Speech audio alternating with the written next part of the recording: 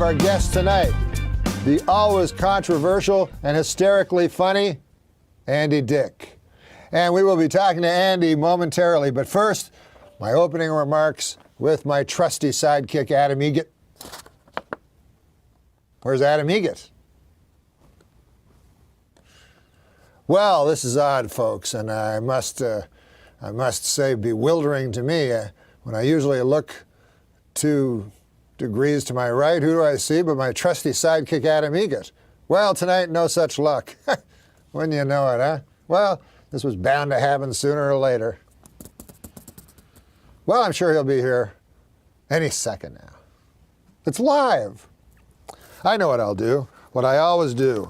When I'm in trouble, I read the newspaper. Maybe we'll find out something interesting. Oh, I know what I'll do. I'll read the obituaries. At my age, I'm always refreshing to find out that I'm not in them. It's a joke Milton Berle used to do. So, as usual, the Bard of Avon, William Shakespeare, summed it up best when he wrote, "Life is but a walking shadow, a poor player that struts and frets his hour upon the stage and is heard no more." Well, let us hear, then, from some of this month's most notably deceased strutters and fretters. See who we got here. Ah, Margaret Thatcher, yes, the Iron Lady. She passed over a month ago, but here she is, still in the New York Times obituaries. But I think if you were to open that coffin, you'd find out pretty quickly that she was not made of iron. I don't know if you've ever dug up a month-old corpse, but I haven't. I needed the money. I couldn't sell my blood at the time, or ever, because I have Hep C. But, I didn't have the money, and I wasn't like some people I know who used to jerk off punks for $10 a man. God damn it didn't work. I miss Adam Egget. Where the hell is the... He wouldn't be with Andy Dick, would he? Wait a minute here. Adam Egget is a dirty, filthy alcoholic.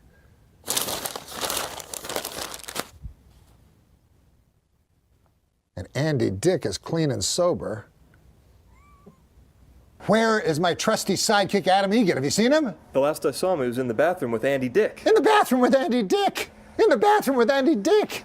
That's the worst possible news. Come on. Jeez. When you ask where a person is, the last thing you want to hear is he's in the bathroom with Andy Dick.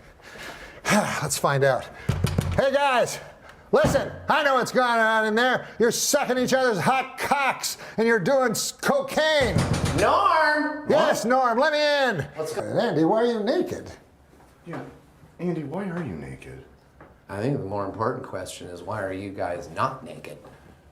Well, wait a minute, that's a least important question. That's not an important question at all. I would agree. Okay, listen, we gotta start the show. We gotta get out of here, come on. Wait, paint this real quick. Paint this. What? We got no time for that. Come on, Adam. He likes it. Adam, come on! And come to think of it, I got addicted to you. Oh, no. And come to think of it, I need somebody like you. Oh, no. I need someone like you. The last movie Chris Farley ever did was Dirty Work. So I'm in the movie with him. And right after Dirty Work, right before he passed away, he hosted Saturday Night Live. So Norm was still doing Weekend Update. So Norm called me up and said, "Listen, Farley's out of control with coke. Come to the party after the show because you got to help me watch him." Like, that's how bad he was. I was watching. You had to help watch. I had to help watch him. Okay, so this is how fast Norm is, though. This is a testament to Norm's wit. So I'm at the party and Norm is talking to somebody, and I'm watching Chris. I'm on coke. I'm coked up. So I see Farley disappear into a bathroom with Andy Dick. Oh, boy. Okay, him and Andy go into a bathroom. Yeah. They come out 5 minutes later, like giggling. Norm comes over to me and goes, "What's going on with Chris?" I go, "Bad news, bro." He goes, "What?" I go, "He went into a bathroom with Andy Dick." I said, "There's only 2 reasons a man goes into a bathroom with Andy Dick, and neither one of them's good." And Norm looked at me without missing a beat and said, "Holy fuck, I hope he's high."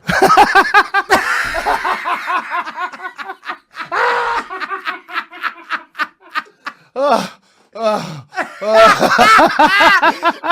see Norm say that? Holy fuck! I hope he's high. It's a great impression of Norm. Holding his stomach. Good news, he was high. He's got a little Andy Kaufman in him, Norm. He likes to frustrate, titillate a little, but then periodically he'll say something like, "You know, I feel sorry for the homeless guy's dog, because you know the dog's thinking this is the longest walk I've ever been on." I give a guy some money out there, a homeless guy in the street, and this is a kind of odd thing. He had a dog with him. You ever see this? He's a homeless guy, but he's got a dog. That kind of odd there. Guy got no home, you know, but he's got a dog. Yeah. And the dog's really thrilled with this idea, you know. Dog's going, "Hey, pal, I can do this by myself pretty well here, you know. The longest walk in the world you got me on here. What the hell? What the hell kind of a thing? What the deuce? One time we were in the office doing update stuff, and there'd been a news item about there was going to be a newspaper for the homeless, you know, and so we were thinking about doing some of that. So we started improvising. It was more of a scene, not something we could do on the segment, but it was like a tough kind of Perry White kind of editor going like, "You, Miller, I want 500 words on going to the bathroom in your pants. You, Immel, give me something. Give me a human interest thing on urine stain matter. You know, was that kind of thing? Yeah. And like a lot of like photos, maybe some, you know, a little human side, you know, what are, you know, pets, that kind of thing. And so nothing came of it, and I sort of forgot we had the conversation. And then the first meeting we have after the summer, Norm comes in and goes, "Hey, Downey, remember that, you know, that thing we were talking about there with the, remember that thing with the newspaper for the homeless, you know, that thing, the homeless newspaper?" And I go, yeah. He goes, "Yeah, well, you know, I was out in L.A. and I was asked to do this benefit, you know, for the coalition to feed the homeless, you know, and you know, and I'm going, no. And he goes, "Yeah, you know, I did that bit, you know." They hated it. Hated it. All right, you tell me now. That's the Andy Kaufman part of the joke, or is he actually surprised that they hated it? That's what I can't quite figure with Look. I know.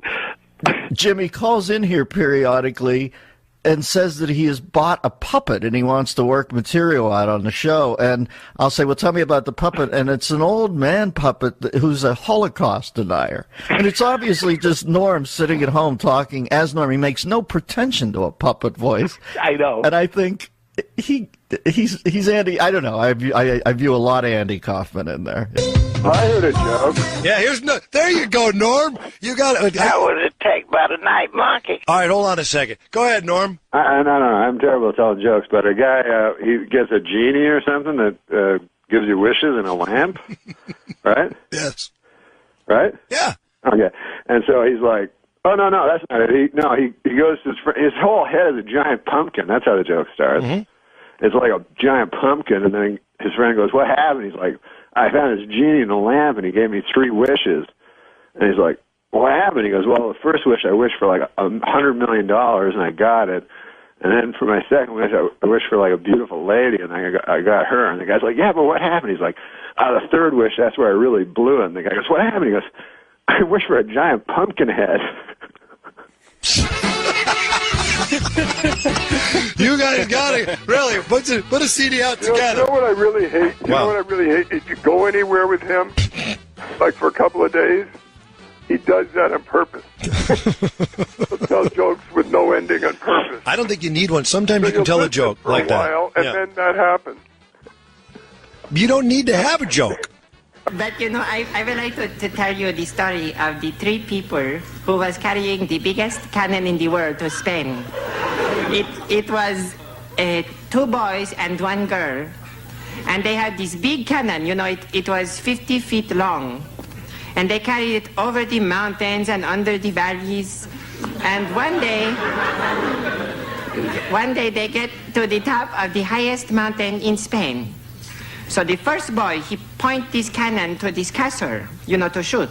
You know, because because he was the boss. You know, so he want to point it, and he turned to the second boy and he say, "All right, hand me the cannonball." And you know, but the second boy he say, "I thought you had them." So wait. So listen, wait. So listen, wait.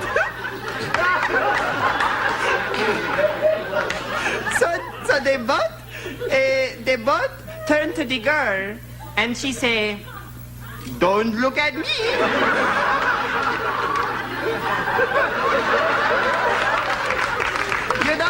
You know, because they forgot to bring the cannonball.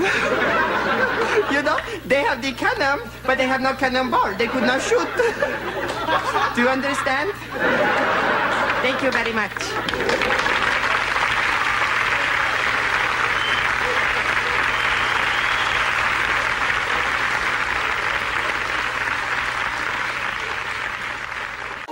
These broken pieces I hold in my hands don't have a chance to mend at all. Before they get thrown into chaos again, I try to pretend I'm whole enough to stand in this world so unsteady. I'm sorry. I'm sorry. You didn't have to do that.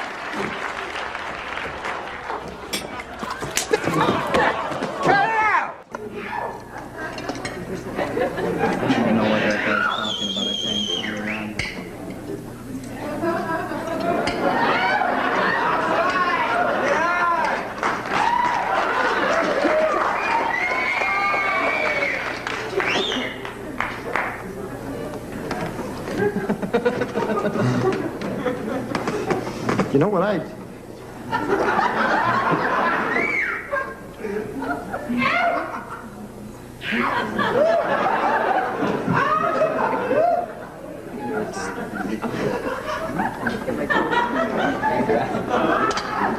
You okay? Something wrong, Carl? You okay, honey? I can't, you know, I think we're gonna have to order some wine. Yeah, wine. Yeah, we have some. I can't. Can I just?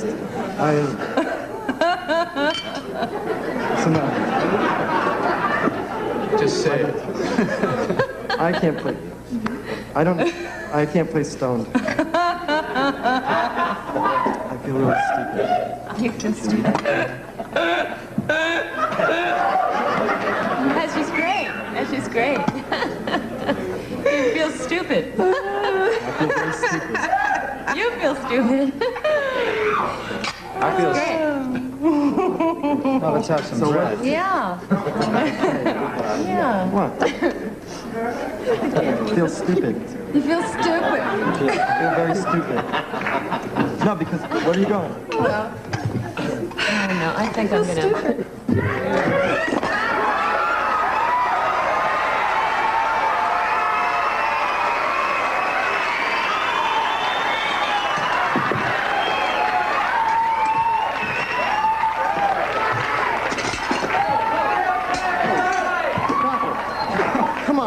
Hey, this is all in fun. It's all in fun. Come on. All right. It's all in fun. What are you trying to do? This is all, It's all in fun. Come on. where are we now?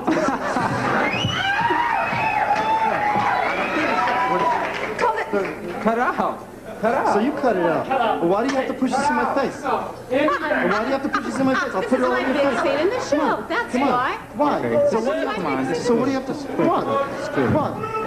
Look, I'm just trying to have fun. Everybody's so uptight around here. Everyone's so uptight around here. I don't understand. Bobby, call it commercial, man. What? I don't know. Why do you have to be so uptight? What?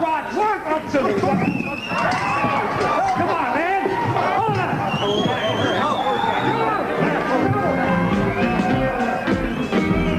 The porno magazine that they're putting in is Hairy Guy's Ass Illustrated. Really? Yeah. Well, if you're going to only allow one, I would think that's the one, you know, probably. It's a good magazine, though. It is a good, you know, It's not. People- It's not all just pictures No, of hairy guys' the ass. articles are good, Right, actually. Yeah, I just read it for hairy guys' asses. Well, see, that's you, Andy. Just people are all different. He was telling me before the show that last week he went to the hairy guy's ass mansion. It was great. Why didn't you? Andy has all the fun. He gets to all the big celebrity parties. Right. Him and Jimmy Kahn. You're picking Dole because he can do an impression. Yeah, you right. know, your reasons aren't much better. If I was going to pick a guy just because he showered with a lot of black guys, I'd pick Andy or something like that, you know? You know? People don't have to know that. No, he used to play ball. He used to play college ball. Sure, he was. Yeah, in every branch of the armed forces. Do you have a hero? Norman Fell from Three's Company. That's your hero? Yeah. Mr. Roper. Yeah. No, Mr. Roper? Yeah. That's not a good hero. That's all I got. Better than this guy's hero is some gay porn actor. Anyway. What are you talking about? What? I don't know. Insane. No. That doesn't mean a guy's gay. I'm not saying that. Because a guy watches gay porn all the time? Cut to a single. Just of Norm, really? Gay porn. I enjoy gay porn. I'm not gay. Gay porn is a genre that just cuts across all demographics. You know? Young people, old people, straight people, the gay people enjoy it. Everybody likes gay porn. But this guy really likes it. First ruined my reputation, you know. I'll Just tell you in something. passing. This guy is not gay. If anybody's not gay, it's this guy. Oh, I'm so... Seriously. I am so totally straight. Oh, yeah. No, you are. Oh, I love the ladies. No, he does. No, he likes girls. Before I start with my jokes, I just want to say, like, I said a thing on last show about Andy enjoying gay porn. Right, I remember you saying that. Yeah. And I thought later, that was just a stupid thing to do. Well, I guess it was all forgotten until you just brought it up. So, he doesn't like gay porn, you know? He doesn't like gay porn. So anyway. I can't stand gay porn. Right. You have to give up stuff on Lent. So every year on Lent, I give up stuff. And I made up a list, you know? Oh, really? Of stuff that I gave up. So I have it here in my pocket. Can I read it? I would love to hear what Norm gave up for Lent. Yeah, why And I gave up spending thousands of dollars trying to methodically seduce Andy's wife. No more of that, huh? All right, that's very nice. Good for you. What a relief. Plus, it gets in the idea that Andy has a wife. Andy has a wife. Oh, he does, I know. I have a wife. I know. And No, he has a great wife. I don't like gay porn. No, he has an excellent wife. Don't like it. All right, we're back, everybody. Stop comparing notes on gay porn, all right? No! We were actually talking about the Sports Illustrated, the swimsuit issue. Oh, yeah. You guys like that issue. No, yeah. I love it. Andy It's said, fun to play Andy this said it's game. his least favorite Sports Illustrated. Oh, shut up. He says he can't. Never mind. I'm going to say something. I was talking to Andy before the show, and apparently I made a mistake one time in the show where I intimated that maybe Andy was into gay porno. You remember that? I didn't, but now I do, yeah. Which he is not into, and I never meant to intimate that he was gay in any way. Right. Just that he had an obsession with watching gay porno. There is a difference. Yeah, he's got a wife. Yeah, I know. What are you talking about? I know that.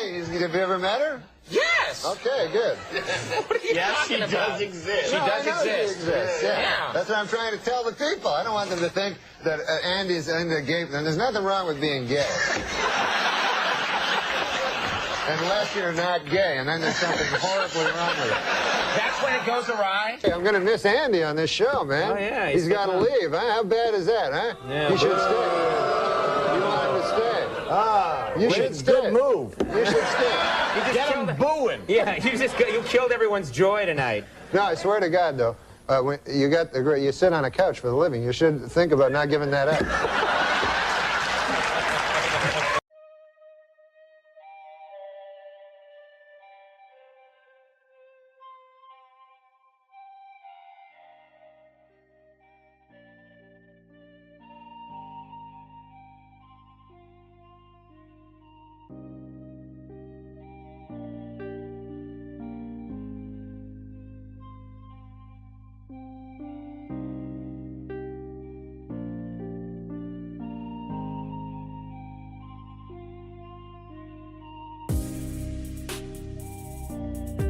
A study says that pot use in high school is up sharply. Don't I know it? Oh, yeah. I'm joking. And I don't really sell drugs to children. And now, well, singer Willie Nelson, who was arrested recently in Texas for marijuana possession, saw the charges against him dropped this week. A judge ruled the arrest had been illegal because police didn't have probable cause to search his car for pot. How about the fact he's Willie Nelson?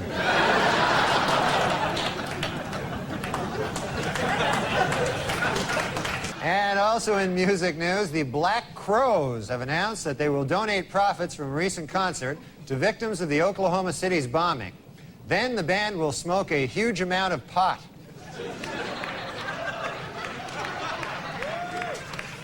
In the December issue of Playboy, 60 Minutes reporter Mike Wallace reveals that he has not only smoked marijuana, but that it made him sexually aroused.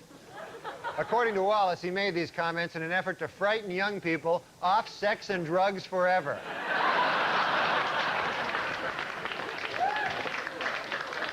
In Amsterdam, a rubber factory has begun producing water beds for cows.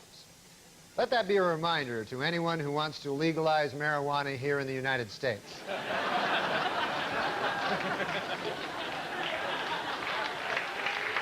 And in North Carolina, the Bowman Gray School of Medicine is looking for 20 habitual marijuana smokers who they'll provide with free pot in order to study the effects of the drug.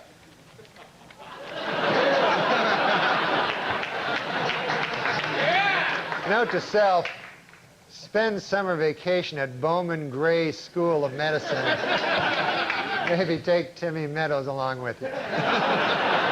Charged by critics with failure to prepare an exit strategy for Bosnia, a defiant President Clinton today insisted that he has one ready. Should the situation deteriorate, he will have all 20,000 troops airlifted to England and smoking pot within 24 hours. President Bill Clinton and Russian President Boris Yeltsin have made tentative plans to meet early next year. According to the White House, the pair will use the meeting to resume their ongoing debate, drinking versus pot smoking.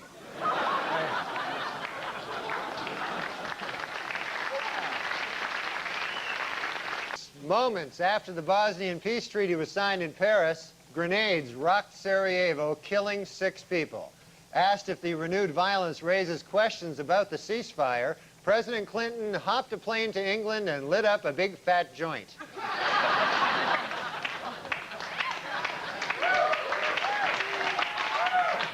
President Clinton said that if Dr. King were alive today, he would have supported the deployment of U.S. troops to Bosnia.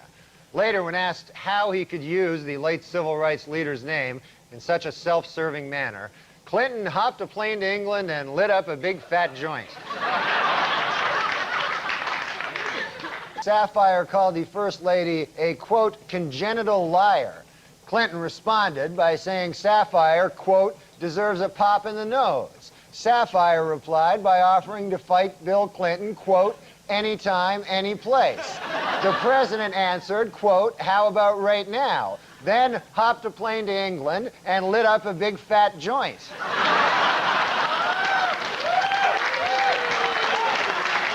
And of course, it was very inspiring to see President Clinton up here on crutches making a speech. I mean, I thought that was just amazing, you know. I mean, it's been difficult for the president. You know, he can't jog now, and he needs help getting around, and he's still, you know, occasionally suffers great pain, you know. On the upside, you got your medical marijuana, so that's, you know.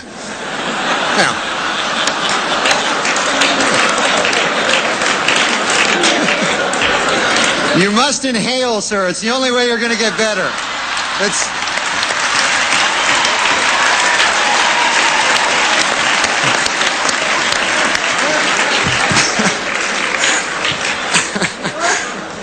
But, We hate the most.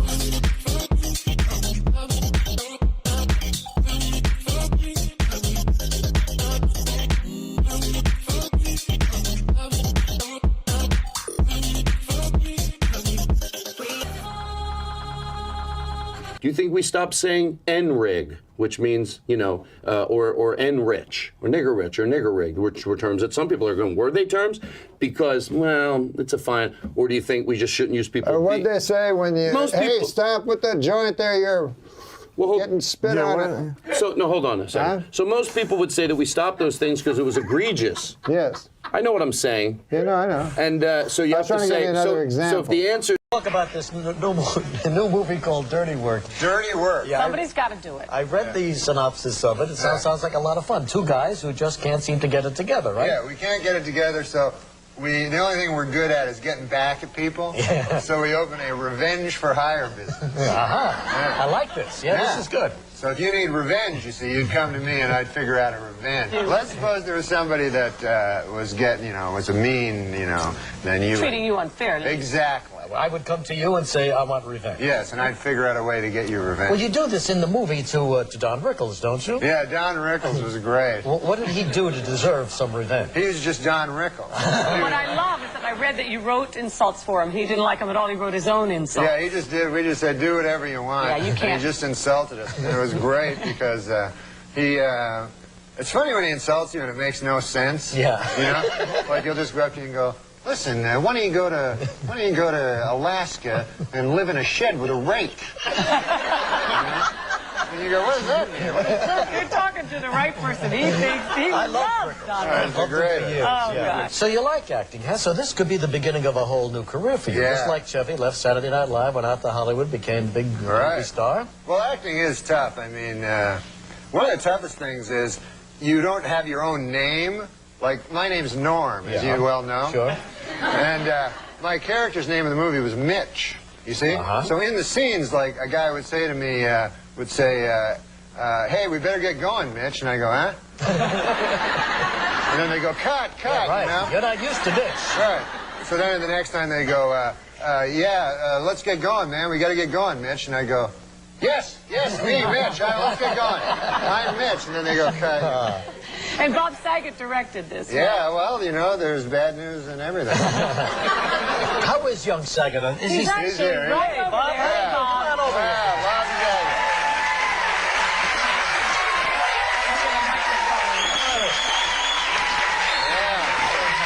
Yes, you do. Stand over there. Stand over there, man. Nice to see you two guys survived making this movie together. Well, Bob's a great man. Bob's a great man. And a good woman. We've been together for a while. And now he's a big movie director. He's a big movie director. If it's a big movie. Tell him what Rickles said to you when he first met you about what Scorsese. Oh, Rickles actually said, Bob, you're very, very tall. You're very tall. Martin's very short man. That was it. No, remember Martin Scorsese met you when he first heard? He said, I'll do it. I don't remember. He said, you know, Rickles meets him and he goes, you know, because he did Casino with Martin Scorsese. Sure. And he goes, I just talked to Martin and I told him you were my next director. And he went, ah! Oh, that's right.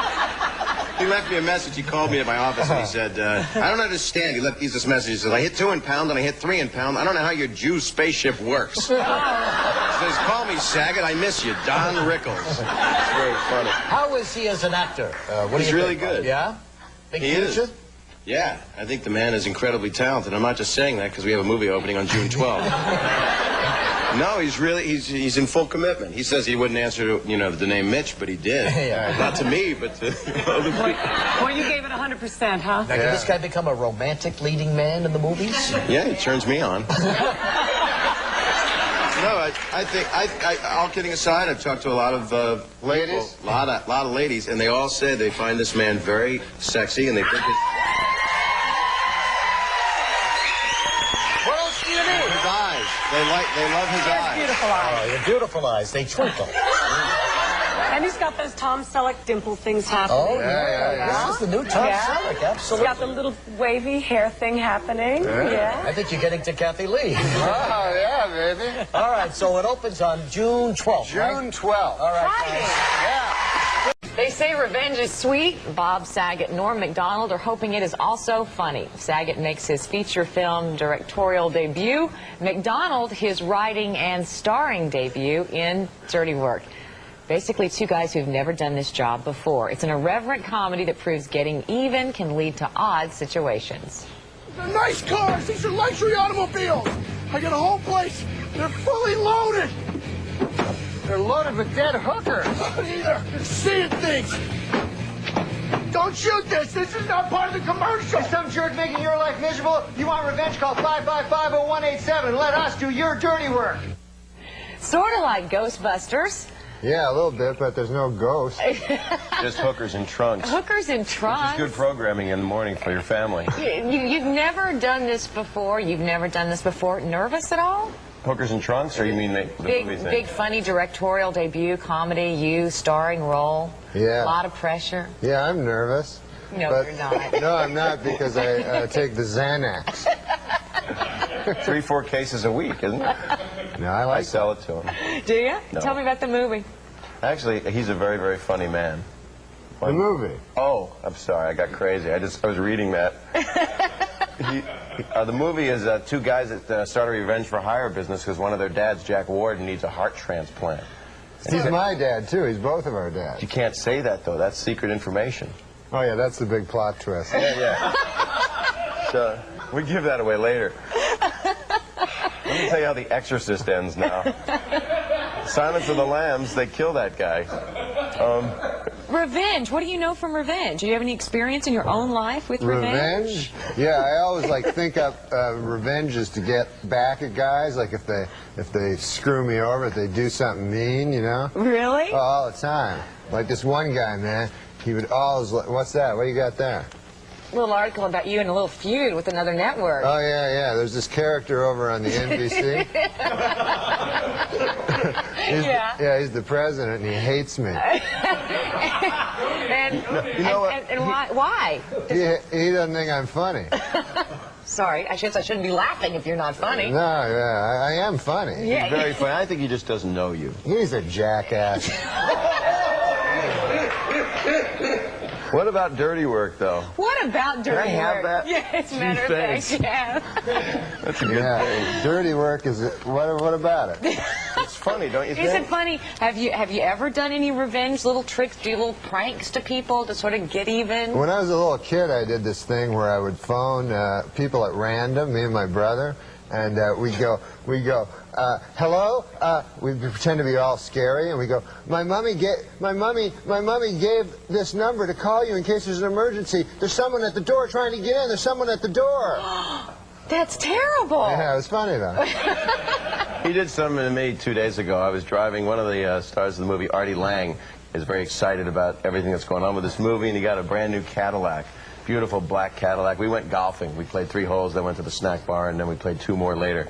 And so Artie, we're driving back, and I plowed into a manhole, and I flatted out his tire in the bottom of the car, with his new caddy. with his brand new caddy. And he's like cracking up. So what current kind of practical joke? So this crazy Mexican tow truck driver comes, to fix his car, and so then I tell Saget, I go, hey man, that guy wants your autograph, For his kid. For his kid. So then the guy fixes our car, and then Saget, like a jackass, he comes up afterwards and he goes, yeah, I'll sign anything for you. And the guy goes, no, cash. I said, you want an autograph? He says, no, $50. And then he and Artie are on the ground because I was like, you want my autograph for your kid, right? And he goes, no. Was this movie fun to make? I mean, is it more fun to make comedies than to make dramas? Because you've made dramas before. I made a drama about his sister died of a bad disease. Right. I mean, you've done the other thing. Is it a whole... it's interesting that you told us both. I forgot I'd done it till now. But you've also done some other directing as well. Yeah, I mean, a lot of people don't know you started back in college doing directing projects and things. Right. But this thing, comedy is a collaborative thing, and Norm and the writers. Norm wrote it with Frank Sebastiano and Fred Wolf, and our producer Bob Simons. Everybody was working together to get the funniest stuff that we could get out of it. And it's Norm's sensibilities, a lot of it, and it's really because of that I fell in love. I don't know what he's talking about, but we got funny people in it. California. We got the great Don Rickles, Chevy Chase, Chris Farley. All the funniest guys I know are in the movie. So that's what makes it, Are you happy to be doing movies and not TV anymore? No, I love TV the best. Do you? Yeah. Maybe one day I could fill in for Spencer Christian if he's over in Atlantic City. Or Do you think? He always is, you know. I know, I saw him there once. Did you? Yeah, How much did you lose? He had a feverish look on his face. Norm MacDonald, Bob Saget. We're done? Best of luck with Dirty Work. Thanks, Lisa. You and Kevin are great, man. Thank you. Seriously.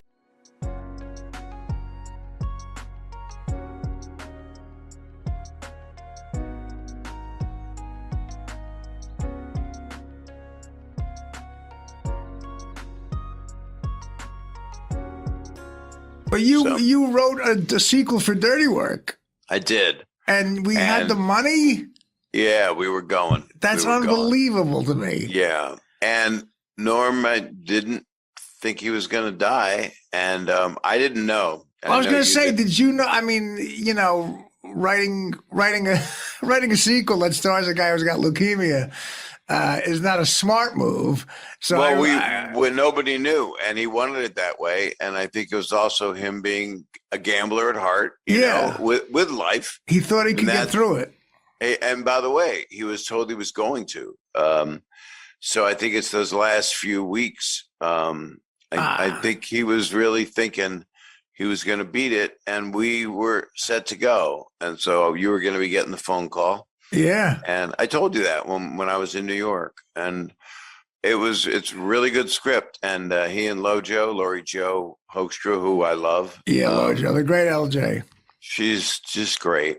I guess when we did Dirty Work, I was more the guy that wanted to be liked, and that ain't the club you do it with. You know, you don't have, you know, Frank Sebastiano and Fred Wolf. It ain't social. It's making the best movie you can make. And Right. that movie was, you know, people that love it have to know that writing good comedy is hell. You know, it's really hard work, and that's why I think the movie resonated. Right now, I'm trying.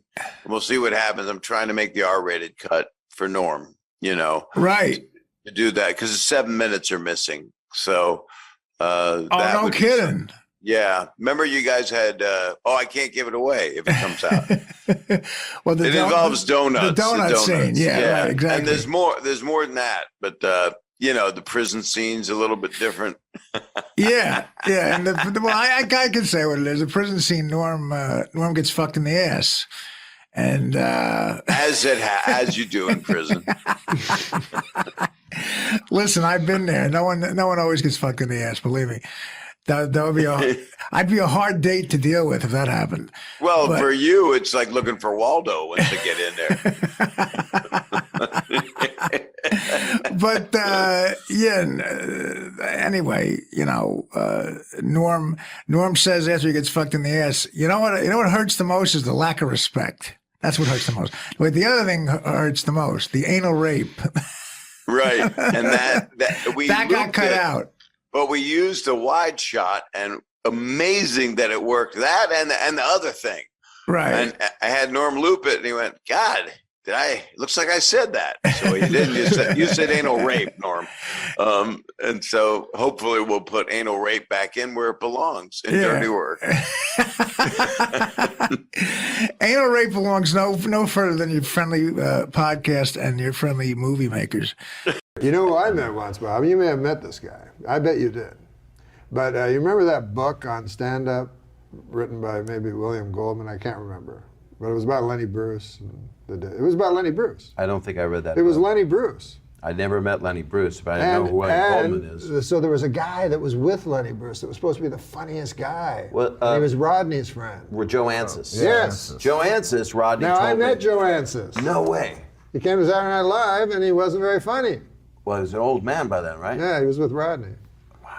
You know, there's a story about him that he was so OCD that he got into a bathroom, took off all of his clothes, and naked in the toilet, but didn't lock the stall door. Yeah. And Rodney told me this story, and it has to be true, I guess, and because he didn't tell that many stories this many times. And he's naked, standing on a toilet seat. So you look under the stall, and the guy saw that there was nobody there, and he was trying to take a shit, and he was just naked like a crow, and his clothes were laid up over the side of the stall. Yeah. And a guy opened the stall, and they both because he was like naked with like his dick hanging out. My God. Just a creepy story. There was no punchline to it except how OCD the guy was, how crazy. I heard a great story, and correct me if I'm wrong, about you running into Rodney after he got out of a hospital at Caroline's. Was that you? And he was waiting for Ron Jeremy? Yeah, that was at his place. That's actually in the book. It's in the book. Is that in the book? Yeah, there's a story. Tell and everyone that story. It's a true thing that I was supposed to have dinner with Rodney at 7 o'clock on a Wednesday.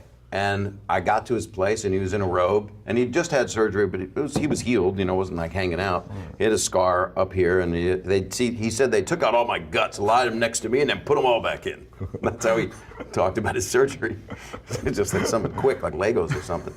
And so I got to his place Wednesday night, and his wife was going out with a friend, and he goes, "Bob, you didn't call to confirm." I said, "I'm not late. This was the plan." "You didn't call to confirm, man. I'm sorry. I got Ron Jeremy coming up here with 2 hookers." And I said, "Well, I gotta go. I'm not gonna. I met Ron before. No offense. I just don't. I'm good. I'm gonna leave." Yeah. And Rodney goes, "Oh, I'm sorry, man. I feel bad." He had a release on the table that just says, "I, Ron Jeremy, allow Rodney to use me in his book." And that was just going to be his signature. That's what it was all for. So Rodney goes, "Sorry, I'll walk you out. I feel bad, Bob." And he walks me over to the elevator, and the elevator was just to his unit. And I walk over, and the doors, I'm on the inside of the elevator, and I go, he said, "How you doing, Bob?" I said, "I'm doing pretty good. I would have liked to have dinner, but how are you doing?" And he goes, "You want to know how I'm doing? You're leaving, and I'm waiting for a guy that can suck his own cock. That's how I'm doing." And then the doors closed. And we both laughed out loud because he said it with, he had no energy up to that moment. And when he said it, it was like a back-to-school moment. Like, you know, "That's how I'm doing." He yelled it. And that's what the guy could do, apparently. You know, the potato bug of porn actors. Yeah. Could curl himself up. And you've met him. I met him. He loves comics. Thinks he's funny. He's the funny one. He loves comedians. That's the guy you definitely want to fist bump, not shake. Oh, yeah. Talk about that big juicy thing you were talking about. No.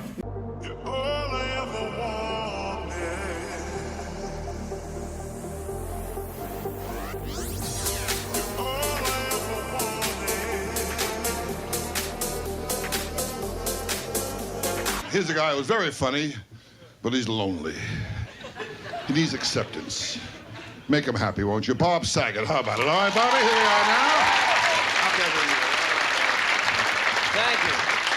Gosh, you're a wonderful audience. You really are. I'm not just kissing up. I'm really not. I swear, I'm slobbering all over you is what I'm doing, because I need you to like me real bad, because I have no act, and I have no life, and I have no future. Barbara Walters announced that she's retiring from The View. Well, actually, she announced it 5 years ago, but no one could hear her over those yammering bitches. See? You all remember our first guest from Saturday Night Live, where, among other things, he hosted the Weekend Update. Remember that? But he was so committed to doing an imitation of Bob Dole, he even took Viagra himself. That is really... Now he's the host of his very own show right here on ABC. It's called The Norm Show. Take a look. Hearing is 3 o'clock. And don't worry, because with the help of a little oxygen, you're going to be as sharp as a tack for that review board. Oh, wow. I just remembered where I left my Lincoln logs in 5th grade.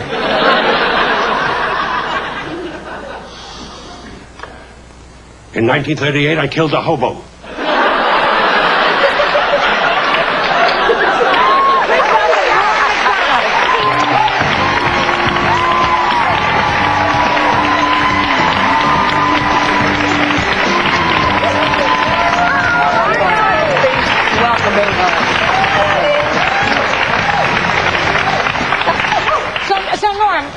Do a little Bob Dole for him. Bob Dole? Yeah. Would you? You want me to do it? Yeah, do it. It's a kind of an old impression, you know. Make some of the news again. It is? Yeah. Well, I try to work on new impressions, you know what I mean? Like fresh, torn from the headlines of the newspapers, of the journals, of the, you know. Well, he's in today's headline. You just do a little. But I got Liddy Dole. I'm working on a new one, Liddy Dole. Liddy Dole. Yeah, I do Liddy Dole. Do Liddy Dole. Okay. I'm Lady Dole running for president. Lady Dole wants to be president. Doesn't want to work at the blood bank anymore. Wants to be president of the United States. Lady Dole. You got my vote. That is Bob No.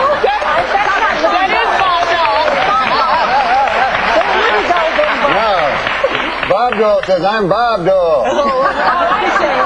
This is Lady Dole. I'm Lady Dole. You were sick, man. Yeah. Very good. And you know how sometimes, like, when people are married for a long time, they start to sound like each other? I think that's what happened with Bob and Lady Dole. You are really wild. I mean, you're wild in that show, and you're wild in person. What? Yeah. Don't you think? No, I think you're wild.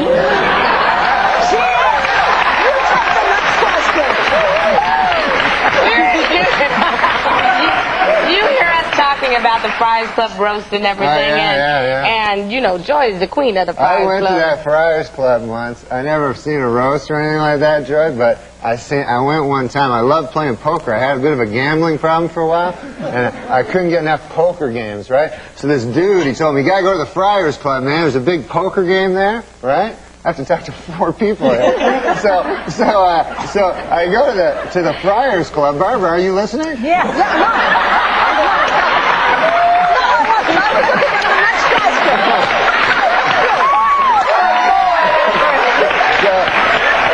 So I'm at the Friars Club, and they tell me there's this big poker game, right? So I go there, and there's all these old dudes there, right? And they're all comics from like 50 years ago, and I don't know who the hell they are, you know? And it's not like famous comics like Milton Berle or anybody like that. It's these B-level comics from 50 years ago, you know? Like Freddie Roman and dudes like that, right? So they're all playing poker, you know? They're all playing poker. And I'm playing poker. I just want to play poker, but they're all like making jokes, you know. And every joke they're making involves me being a gay dude. You know, you know what I mean? Like they'll go, here you go, kid. Here's be like a queen. I get a queen. They go, here's a lady for the lady. And they'd all laugh, you know. And I didn't notice at first. I'm just playing cards, and all of a sudden I realized every joke is me being a homosexual man, right? So I'm not a homosexual man, as you well know. So, He's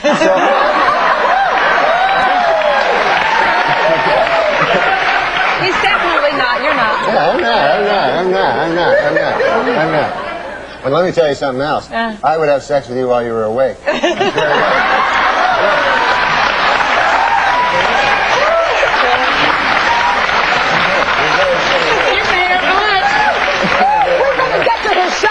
Such a novelty for me. Go ahead. No, there's no story. It's just, and then I'm playing, and then all of a sudden, this old dude next to me goes, kid, just you gotta show him what you're made of. You insult them too, you know. So I'm like, oh, so there's an old dude. There's like 70 years old. So I go, hey, there, old dude. You probably have had a few guys. I've had sex with a few guys, right? And he goes. Well, That's the story. So that's the story. You know what? Okay, so I guess you don't need a punchline. No, you don't need a punchline. This is the new comedy, Joy. No punchline. If you think this one is funny, then you have to see the Norm Show. Now, I have to actually write down your character. It's a tax-evading former hockey player sentenced to community service as a social worker. Yeah, that's right. Yeah. He just couldn't come up with a guy named Joe. No, it's this person here. Yeah. But I'm told, even with this comic timing, you can't remember your lines. I can't memorize stuff. You know what I mean? I'm not good at memorizing. We only have 1 minute, by the way. You can read. So what do you do? He wasn't holding up that finger, so go ahead. That's a No. What do you do? Well, you weren't listening? What do you do? How do you memorize? How do you I can't do it? memorize things, like, because in each script we get each week, there's like 600-700 words. Wow. You know? And you have to say them in order. You know what I mean? That's really hard. That ain't easy. What is it like on the set of that show with you? What is it like? Well, what do you mean? What do I mean? Well, because you're so average. She thinks you're wacky. Well, I'm just saying it's hard to memorize. We're not walking around the set going, hey, you know. What do you do? He's being critical of us. No, I love this show. This is a great show. I have a question. No, what I do is I try to, like, sometimes, if you watch the show, sometimes you'll see, like, I'll forget a line. We have to watch it, too. Not just have you on, we have to watch it. You have to watch the show, yeah. Okay. No, but sometimes, geez, this is a long minute. Sometimes, like, if you watch the show, you'll notice, sometimes maybe during the show, there'll be, like, maybe sometimes like 20 minutes will pass where nobody will say anything. You know what I mean? Because it was my line. But there's ways to cover. Sometimes I'll just read a newspaper. No, you've admitted that you're lazy. I think you've read 6 books in your life. I've read 6. 6. What kind of a woman would be attracted to you, do you think? Well, I have a lot of money. Oh.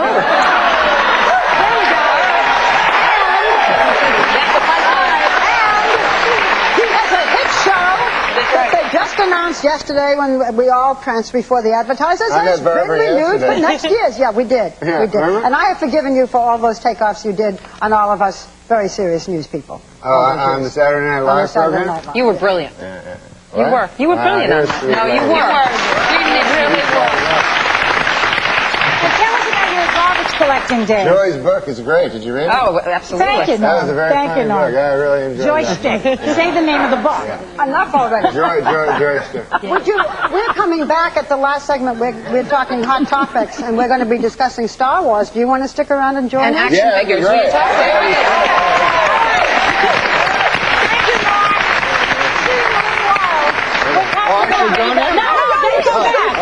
You're going to come back. And your minute is up. Okay, be sure to catch the Norm Show tonight at 9:30 Eastern right here on ABC. Later, Barbara's showing you her eye makeup secrets. But when we come back, find out what you do every day that can really be bad for your health.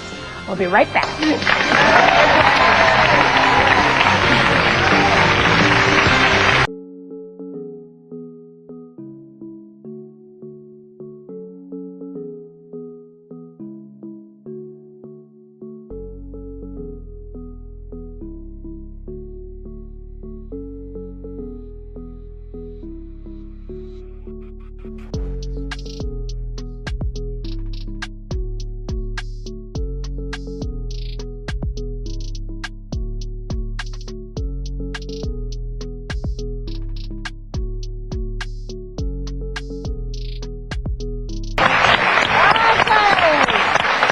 Where was her? All of us sitting here instead of being at home. Anyhow, so unless you've been living under a rock, Star Wars. I do not understand why people stand in line for days and days and days. They can't see the movie in 2 weeks. I mean, they don't have jobs. In any event, so I went to see Star Wars. I have never seen any of the Star Wars, and I felt terrible about it until I learned that I never saw seen it. Never saw the first No, one. I never saw any of them. No. You never saw anything? You never wanted to see Star Wars? No, I never liked them. I don't like those science fiction because my dad always hated them. And you know how you try to be what your dad, you try to be, you know what I mean? And I remember when I was a kid, I watched that Twilight Zone. Remember that show? And oh my God, my dad hated it because it was too fantastical, and he thought I should be doing the chores. And I remember one time, me and my brother were watching Star Wars. All I said was, have you ever seen Star Wars? 10 minutes later. This goes on. That's Norm. I mean, we only have 2 more minutes. I was just giving you a little backstory, but me and my brother were watching the Twilight Zone, and then my dad walked by, and we were watching, and we were all excited about this Twilight Zone, and then my dad walked by, and he looked at, like, the screen, and he said, I suppose this one's a goddamn ghost. Oh, well, that was funny. Okay. Anyway, we're going to give our quick review. So, I had never seen it. I thought all of the, the mechanical figures and all of that, I thought that was fine, but it was okay. What'd you think? Well, I tell you, I did love the pod race. That's the best part. There's this race in the middle of it. I'm a big Star Wars fan because What about Harrison Billy Ford, D. Williams? I bet you like him. race back in the day with the real original Star Wars. I hear that was better. Yes, with my man Harrison Ford playing Han Solo. Now that was some Star Wars. Now, I have to tell you a confession, Barbara. I fell asleep for 10 full minutes in this Star Wars. I was watching it. What happened? I did too. You did? Yeah, sort of in the middle. And you never go to Star Wars. No, you know what? I'm not interested in You know Star what Wars. I'm happened? You know what interested- happened when she fell asleep? Meredith's husband had sex with her.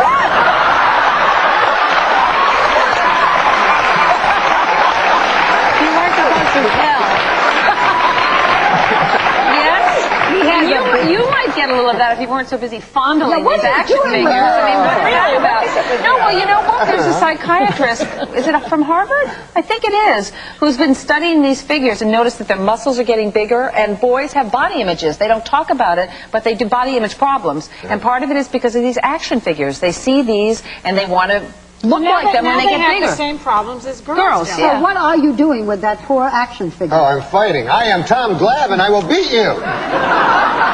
Did you ever have a body image problem? Yeah, or do you because I'm now? really, really thin, so I always wear like lots of clothes because I'm ashamed of my thinness. No, seriously? Yeah, look, you can put your whole hand around my wrist. See how tiny it is? Most boys are built That's not good thin. for a boy. I mean, if you want to look like this, boys now know that if they want to look like this, they have to take steroids or turn gay. That's how you look like this. But you're very tall. I was going to take those Doesn't that make up steroids. for it? What? You're going to take steroids? Yeah, but then I found out, you know that they shrink your testicles? Did you know that? I swear thought to that was God. the fun part. You know what? If you look at this little action figure, I'm telling you. Unfortunately, we're out of time. Oh. Too bad. And I have to say, Norm, that speaking as you just did, you fit right into this category. And we may just add you every day to our Hot Topics. Norm, you are Thank you. Thank you very much. We'll be right back. And in a related story, this week marked the 5,000th performance of the Broadway musical Cats. It also marked the 5,000th time a guy turned to his wife and said, "What the hell is this?"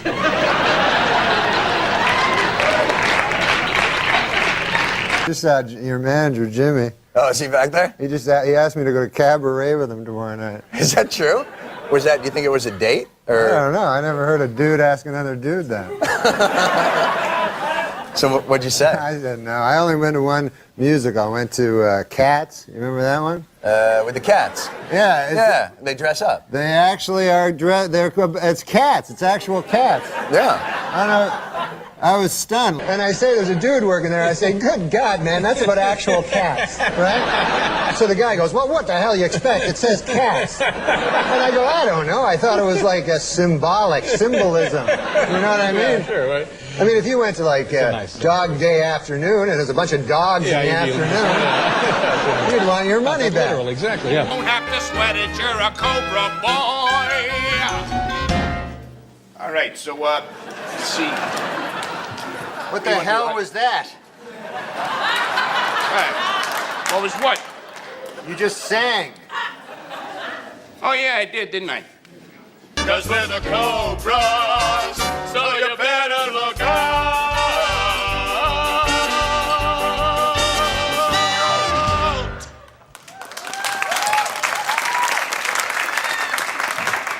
What?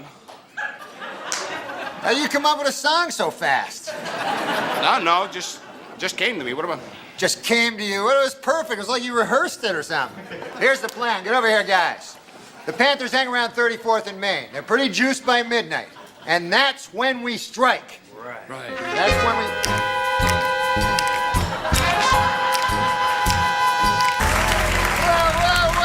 Whoa. What the hell is this? What are you doing? We're being cobras. Ah, look, that's it. What is up with you guys? What? He started singing, then he started singing, then he started singing, then he started singing. So I started singing. It happens. No, it does not happen. This was clearly choreographed. The Panthers are coming to get you. Yeah, I saw them down the street. Okay, now listen up. Here's the plan. We're gonna ambush the Panthers. Honey! Oh, no, that's not good. Okay, Big Jake! Oh, God, this isn't working out.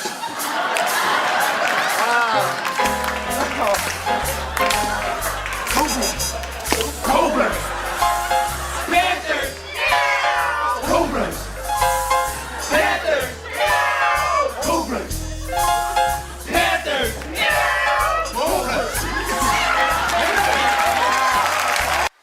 Paradise with your body, I don't wanna share.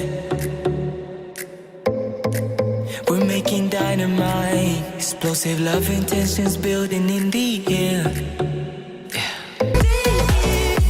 I saw a wonderful play. A guy went on a trapeze over the audience. This was at the height of the AIDS epidemic, and he cut himself. And his blood, his AIDS, his AIDS-filled blood went all over the audience. We never cheered because we were afraid to be politically incorrect. So instead, we contract AIDS. But wait, you were at the show? Yeah. You were being sprayed with AIDS blood? My phone. But I'll tell you, man, you got, especially when elections are around, you got to have a lot of, and you're a comedian, they expect you to know things nowadays. You know what I mean? It didn't used to be like that. Like during the Vietnam War, they wouldn't go, wonder what Red Skeleton thinks on this. But nowadays, like I've heard, they go, a comedian is the modern day philosopher, you know? Which, first of all, it always makes me feel sad for the actual modern day philosophers who exist, you know. They're working, trying to come up with their philosophy, you know, and they go, God damn, you ever hear of this nightclub comic? He's doing some very good work on tautologism, or what the hell you say. I hate fake humility. The idea of like somebody being good for the cause or the resistance or whatever. First of all, that's meaningless.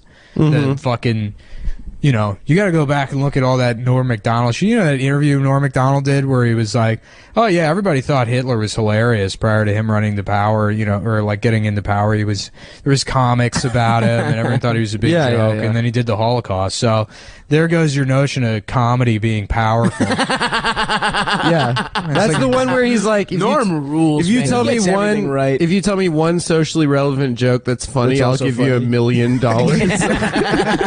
Norm fucking rocks. And they're like, what about all this identity-based comedy, like Aziz and Amy Schumer? He's like, yeah, everyone expects comedians to be modern-day philosophers, which I think is really insulting to modern-day philosophers. People go to school, study philosophy. He's like, you're not a philosopher because you try to fuck waitresses.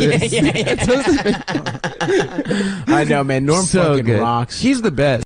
Is it really my fault? 'Cause you try to hit me with your pity till I can't trust, but I still push on. Got me changing my ways, trying to fit poison my. There was a thing I read about Woody Allen, and he went on the stage, and a lot of the people did much better than him, and he was upset, and his manager said, no, it's what you leave on the stage. That was his remark upon Woody Allen. And so I always thought, well, a guy like Andrew Dice Clay would destroy, you know, and have me hitting the wall, as you say, but then afterwards, maybe you'd feel a little queasy. Whereas you kill, and then you leave something nice on the stage. You know, it's one thing to make people laugh, it's another to make people smile. Wow.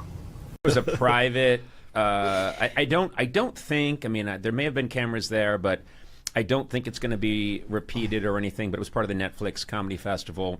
And they asked me to host this thing for Norm MacDonald, and a bunch of people spoke. And I'd like to start by telling you the very last words that Norm MacDonald spoke on this earth. He said, when I go, make damn sure they have a memorial for me. See to it that it's part of a much larger festival promoting a streaming service. Make sure you arrange it hastily and have it early in the morning. Now, damn it, make certain that many of the tributes are on videotape and that Rob Schneider is featured prominently. And finally, hold it in a theater in some part of Hollywood frequented by male prostitutes. Norm, we heard you, and we are here. And everyone was saying really great stuff, and a lot of people were funny, but man, Kevin Nealon had the greatest line, because a lot of us were talking about how brave Norm was, and he really was. He was fearless as a comedian. Yeah. And then Kevin Nealon gets up and he says, you know, he's saying very funny things, and he just says, you know, a lot of people up here are talking about how Norm MacDonald was was brave in his comedy. I think of it more as a lack of judgment. I was just like, oh my God. Hey, the great Kevin Nealon was on the show. Who's funnier than Kevin? I can't think of anyone. Well, Nick Swardson. Well, I don't know. I love Kevin. No, Kevin's Kevin's the best. been around forever. Oh, he's hilarious. He's you know, kind I of love a hero Kevin. of Nick. Norm had that gear of not caring or wanting, like he would walk rooms. I know Larry Bubbles Brown, a friend of mine from up north. Norm worked a bit, and he could clear the room. San Jose Improv, like at least 300 people slowly walked out. So it's bravery or whatever. I worked with him at the Comedy Store once. It was just one of those nights. Bill Burr was there. It was just he just said the word cock like 200 times. Right. This guy's got a cock, right? And a cock. He just knew how funny it was to say that over and over and over. So, of course, the comedians love that kind of comedian. We're all dying. Right. But the audience kind of, where do we go with this? And he just went, there's only one Norm. I need your love.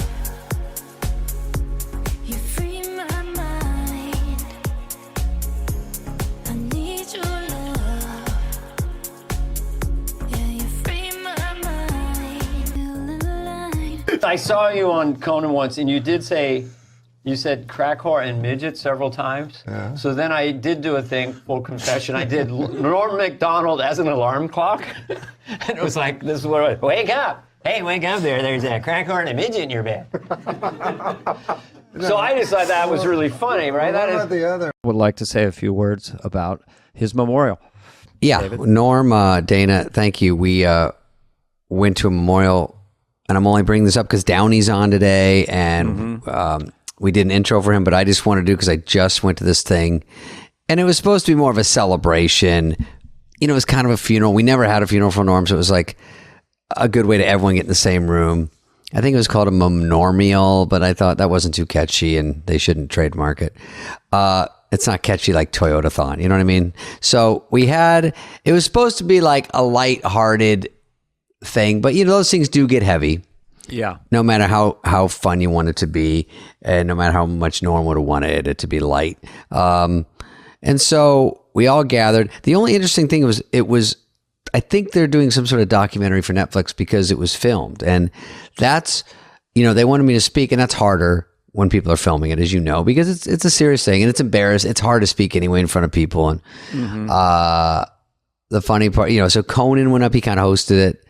The audience was peppered with, like, you know, SNL people, writers, comedians, Dave Attell, Bill Murray from SNL, Sandler, Conan, I mean, any Smigel, all these people are everywhere. So a little intimidating, but all friends. And Dana, I don't know if I told you this. So Conan speaks. He brings up Lori Joe, who's Norm's right-hand man, been with him forever. She's the greatest. She set the whole thing up. Ted Sarandos had COVID. He couldn't come. And he's the biggest fan of this whole thing. So by the time Downey spoke, and he was great. And then I went up to speak, and there's stairs going up there, and Conan goes to shake my hand. I wipe out in front of everyone on my face. I don't even do any jokes. I don't go, not funny, Norm. You know, I didn't say anything. I just said, got up, went to the stage, did my little speech, 4 minutes, got off. And then a couple of people, Molly Shannon, a lot of people spoke, Nealon. And then we were sequestered to another room, another whole building, where 6 of us watched his special. That was the interesting part.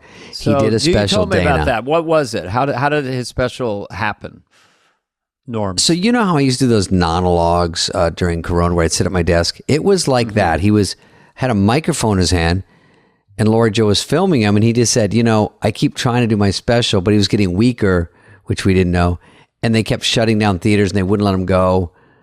And then he goes, I'm just going to run it once, just kind of say it out loud.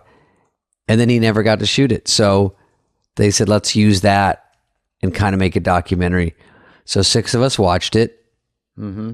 So he's just in his room with Lori Joe with a mic going. No right. audience, no nothing. Yeah. Even speaking at the funeral memorial, it's very hard when there's like a dolly shot, you know, when you're talking and it's like, push in, he might cry. No, I'm not crying at this part. That is pull back. different. Yeah. It's just definitely something. You know, they filmed the Comedy Store with Bob Saget.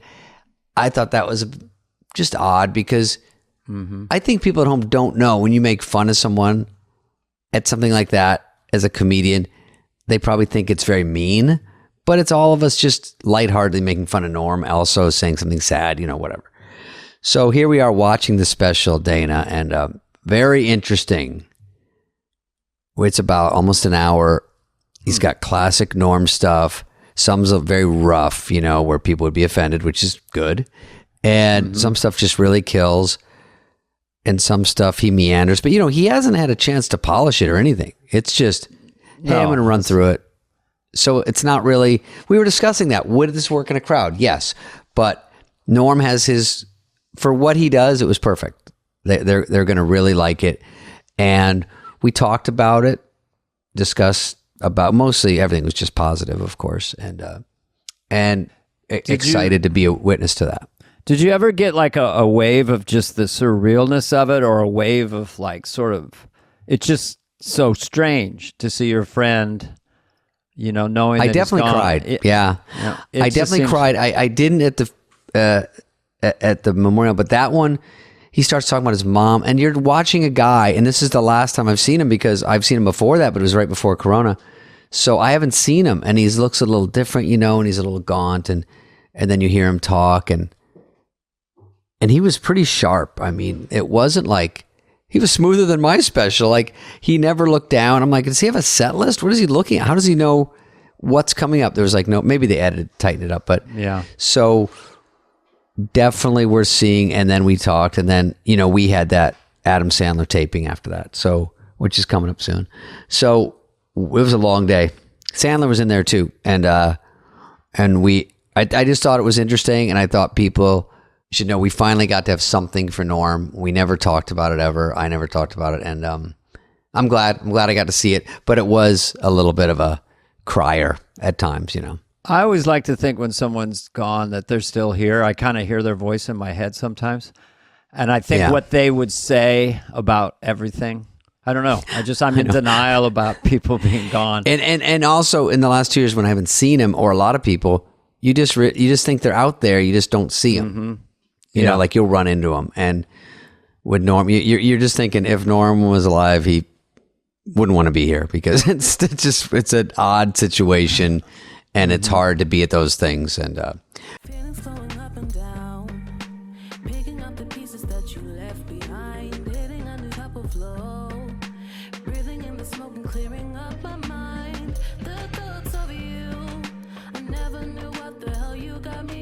But I'll send one joke and you can make a determination. He said, remember the joke he did about Dahmer, where he essentially reads the UPI wire copy of the Jeffrey Dahmer trial, and it's so grim. I mean, it could not be grimmer. It's like Hieronymus Bosch sort of, and he disemboweled the young boy and ate the entry, you know, all that stuff. And it gets to the end of the joke, and Norm says, in his defense, Dahmer said he started it. It's such a Norm. Hire him on the spot. Hired him on the spot. Yep. Put him in a room with Drake Sather, the great Drake Sather, who was on that young comedian special with us. And they tinfoiled the window shut like Elvis. They both smoked Smicks. Nuts. And the head writer would go over and ask him for jokes at a certain time, and they bridled at that. And I said, listen, these guys are rare avis. Think of that as a, like, orchid hothouse. Those are two geniuses. You can't ruin the humidity in there.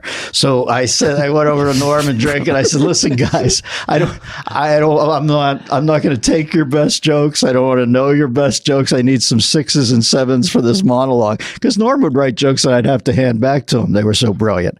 I said, I can't tell. You know, I'm not going to take this joke. This will be what something and Drake too. He was a stone killer. So they said, fine. So at 1:30, it literally is like the food slot in Papillon, where the jokes would slide out under the door. And out of 12 jokes, some of them were so crazy that you thought, I'm going to go to hell just for seeing this joke. And then a couple were just, they were two brilliant minds. And you know how they love to be left alone. Do you know the comedian Drake Sather? Sure. Well, he's your half a man. They were roommates. They were office mates. shit. They were office mates Oh, at that Dennis explains Miller. it. We were really good buddies. But we figured we'd try to figure out how to write a movie. Yeah. So there was this course. I told you this, right? I think so, yeah. There's this course. Robert McKee taught this course over 3 days at UCLA. He's like the most He's the famous. hackiest, Yeah, the the worst. most, but the most famous. How to write in $3,000. Yeah, exactly. So it's 10 hours a day. So me and Drake we're fucking lost immediately, like an hour in. We don't know what the fuck anybody's talking about. But he started the thing, by saying, he said, it's all about story. He goes, we all know people. It doesn't matter the contents of the story; it's how you tell the story. We have all met great storytellers, and it doesn't matter what the story is. Like, because we've all met people, the worst thing could happen to them. Like their child could die, but they tell the story as nothing. Meanwhile, another woman could be telling a story about how she missed the bus that morning, and just captivate you, with all the details, and it'd be fascinating. So then for the whole rest of the 10 hours, Drake kept turning to him and he'd go, hey, Marjorie, I don't mean to be insensitive, but that story of your boy dying, bit of a yarner. I don't know if you've heard Mabel's story about getting on the bus this morning, but might pick up a few pointers. And then you just do different variations of it all day long.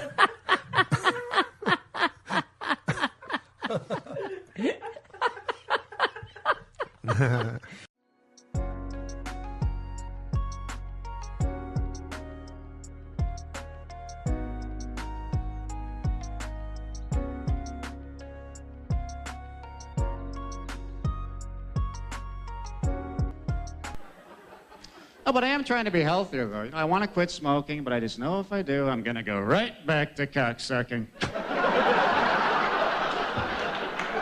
not how it is. You drop one bad habit, another one marches right in there, And the oral habits are the hardest to break. I know to smoke. I'll smoke it for you. If No, no, I'm trying to. I just figured it would be rude not to offer you a light. It's nice, but I'm trying not to. And I feel if I sitting there with a cigarette, I feel if I took one puff. I have an oral fixation, my doctor tells me, which is not good. How did he know that? I was sucking his cock.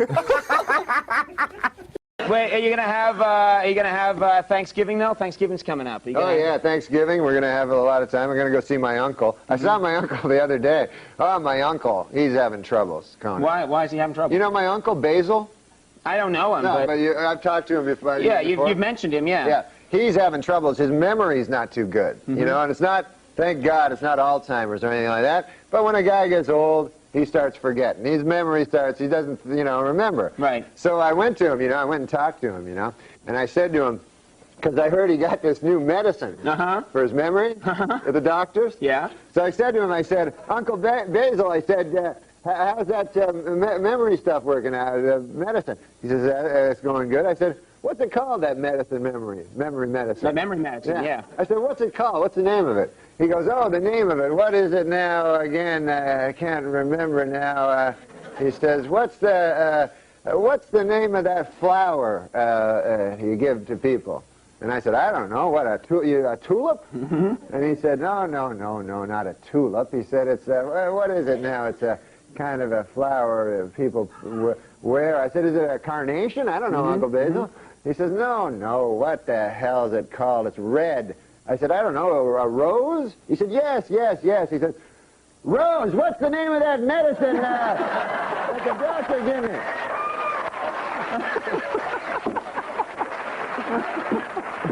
You rapscallion. Now listen, we want to talk about your uncle, because every time you come on the show, you have a story about your uncle who lives up in Canada. Oh, yeah, he's a Frenchman. Yeah.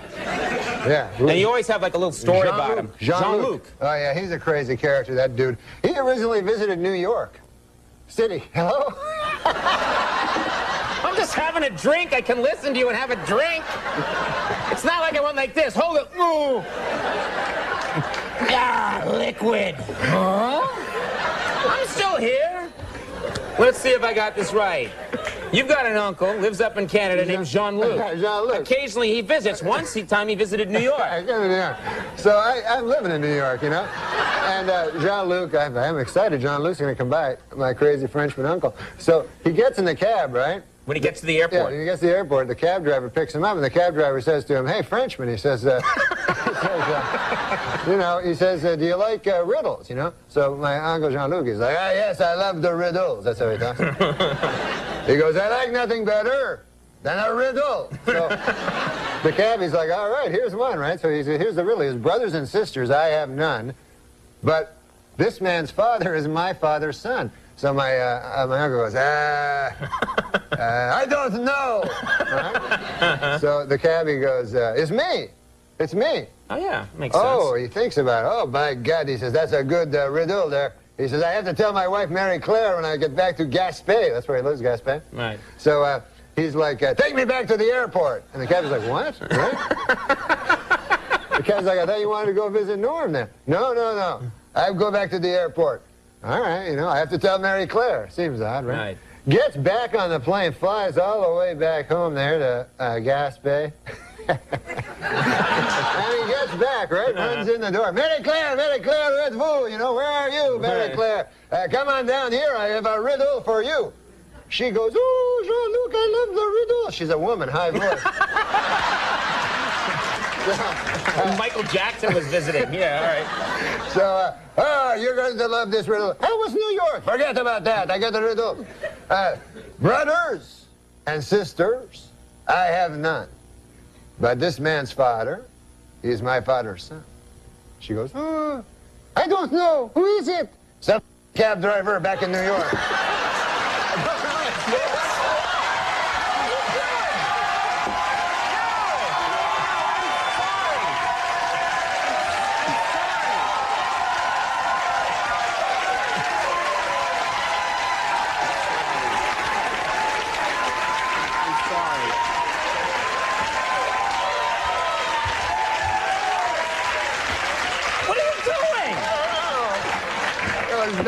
You didn't mean to do that, did you? No, I didn't. Be honest, you didn't mean to do that. I didn't at all. I just got to the end. That guy, man, I always tell my uncle, you shouldn't curse so much. You know? Oh, man. All right. We're going to pick up the pieces. Yeah. Let me ask you quickly. We haven't talked to you in so long. I want to ask you about your family. My great family. I love them all. How's your... we used to talk in the old days. You and I used to spin some yarns about Uncle Hector. How's Uncle Hector? Oh, Uncle Hector. Uncle Hector... He's Polish, too, I'm guessing. No, he wasn't Polish. Oh, okay. No, he was from my cousin's side of the family. And he was... he was a great man, my uncle, you know. Right. He was an old fella. He actually rode the rails during the Depression. Oh. You know, he was a hobo. Hobo. As you might call him. I don't like that term, but whatever. Tramp or whatever, Yeah, what have you. Railroad bum. But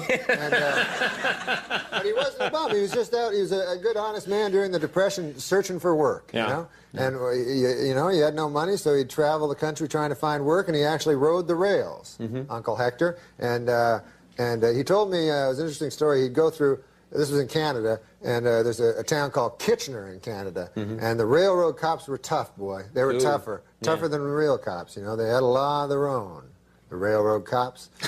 I feel like I should be tucked into bed listening to you. Anyway, a law of their own, those railroad cops. But there was not a railroad cop tougher than Kitchener Leslie. Oh, boy. He was well known.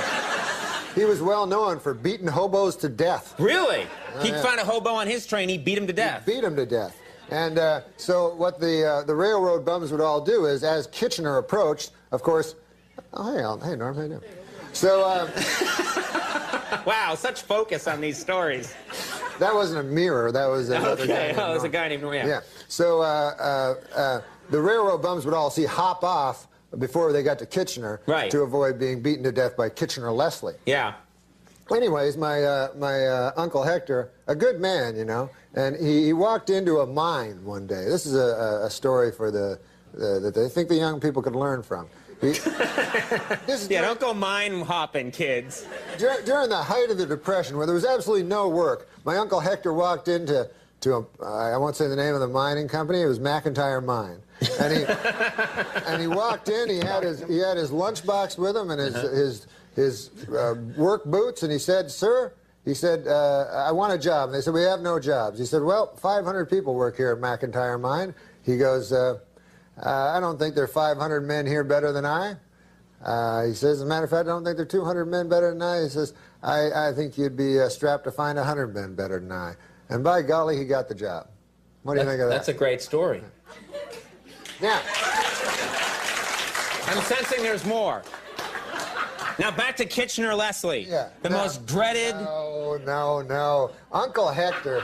What? No. I'm sorry, I'm trying to help you out. No, Uncle Hector. Dad, where's this story going? Uncle Hector worked in a mine, and it's a hellish job, the mine, as you well know. Darkness, you know. It's dank. It's dank. Yeah. It's coaly. It's a lot of... What? Well, you're in a coal mine. It's not coaly. It's coal-ridden. It's coal-infested. It's not coaly. It's coal-infested. So he worked in the mine, and by God, he worked hard. And after a week of working hard, he said to the shift manager, he said, He said, "By golly, I'd like to have a lady. I work hard, and where would I find a lady here in town?" Well, they said to Uncle Hector, they says, we have sex with animals here." "By God," says Uncle Hector, "I'm not going to do that. I'm a normal fellow." "Well, then be to your own devices then." So, Be to your own devices? Yeah. Wow. Uncle Hector continued working in the mine. He worked hard, and he worked long, and he worked for a low wage. But he was a man.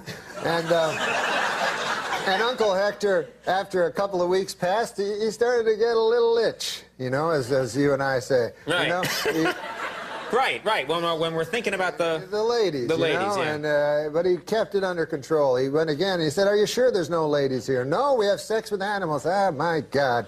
6 months passed, and Uncle Hector couldn't take it any longer. He told me. Right. He said, "By God, I just had to. I'm just a man. I'm weak. You know. I'm not a saint. You know. And I was born in sin, I suppose, and I couldn't resist. I just needed it." So he said he walked by a pasture, and there was a pig.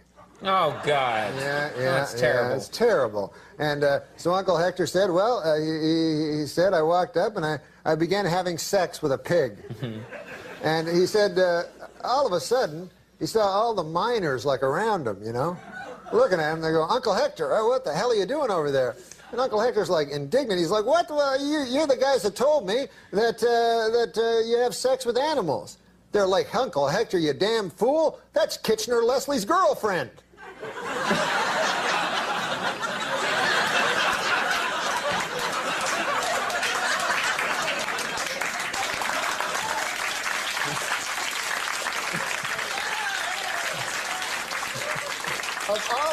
Of all the animals to have sex with. You don't want to have sex with not with Kitchener-Leslie's pig. No, that's terrible. Not Kitchener-Leslie's pig. Kitchener-Leslie's lady. Oh, yeah.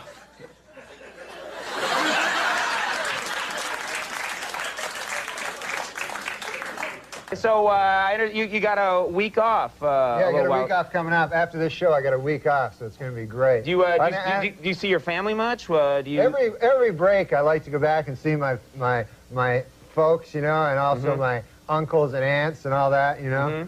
They're great people. The old people, you know, what I find about the old people is... Just in general. In general, they had so much more interesting lives than we do, you know. Like, you know what I mean? Like we, you know, we go out, our generation, we go, okay, hey, let's go to a movie, and then we'll do the laundry and get some quarters for the laundry, and then we'll read the Sports Illustrated, you know, and whatever, right? Right. But these guys, they had lives, you know? Where they, you know what I'm saying? Sure. Yeah. So anyways, for instance, my Uncle Phil. You ever meet my Uncle Phil? I didn't meet your Uncle Phil, no. Oh, you didn't? He was... Yeah, we don't know each other that well. Remember? That's true. No, So, I've not met your Uncle Phil. He's a good man, Uncle Phil. So he was telling me, you know, he's just one of these guys that has so many lives pushed into one. He just does so many things, you know. And he was telling me, he says, He's a kind of a jack of all trades, you'd call him. Yeah.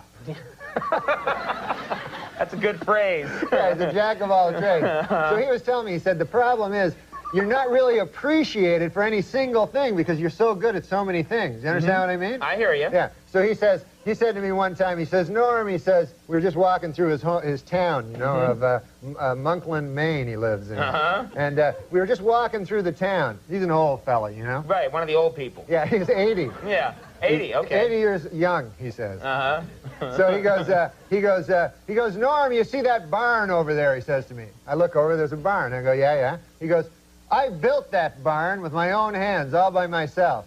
But he goes, do they call me, do they say there's Phil, the barn builder? No, sir, he says. I said, yeah. He goes, look over there, you see that weather balloon? He says,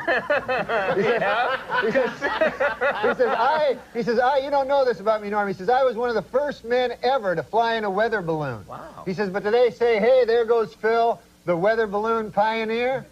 No. He says, look over there's a bakery that I started.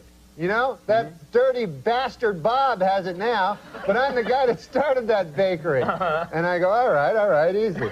And he goes, I started that bakery and I was the best baker, but does anybody go, oh, there goes Phil, the great baker? No, he says, but he says, let me tell you something, Norm. He says, you have sex with one goat. And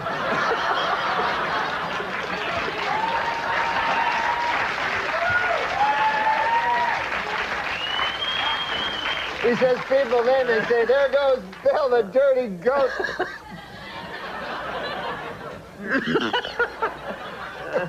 Get rid of that. We don't need that microphone anymore, do we? Wow, well, I do want to meet this man someday. He sounds fascinating. My dad would always tell this joke, and it was about a little boy called Dirty Johnny. You know, and he'd be in class. You ever heard Dirty Johnny? The Dirty Johnny jokes, yes. For the whole series. In this in this joke, he's not dirty.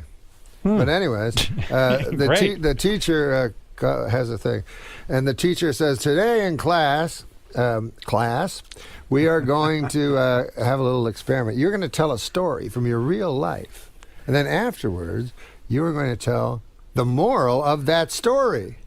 You know?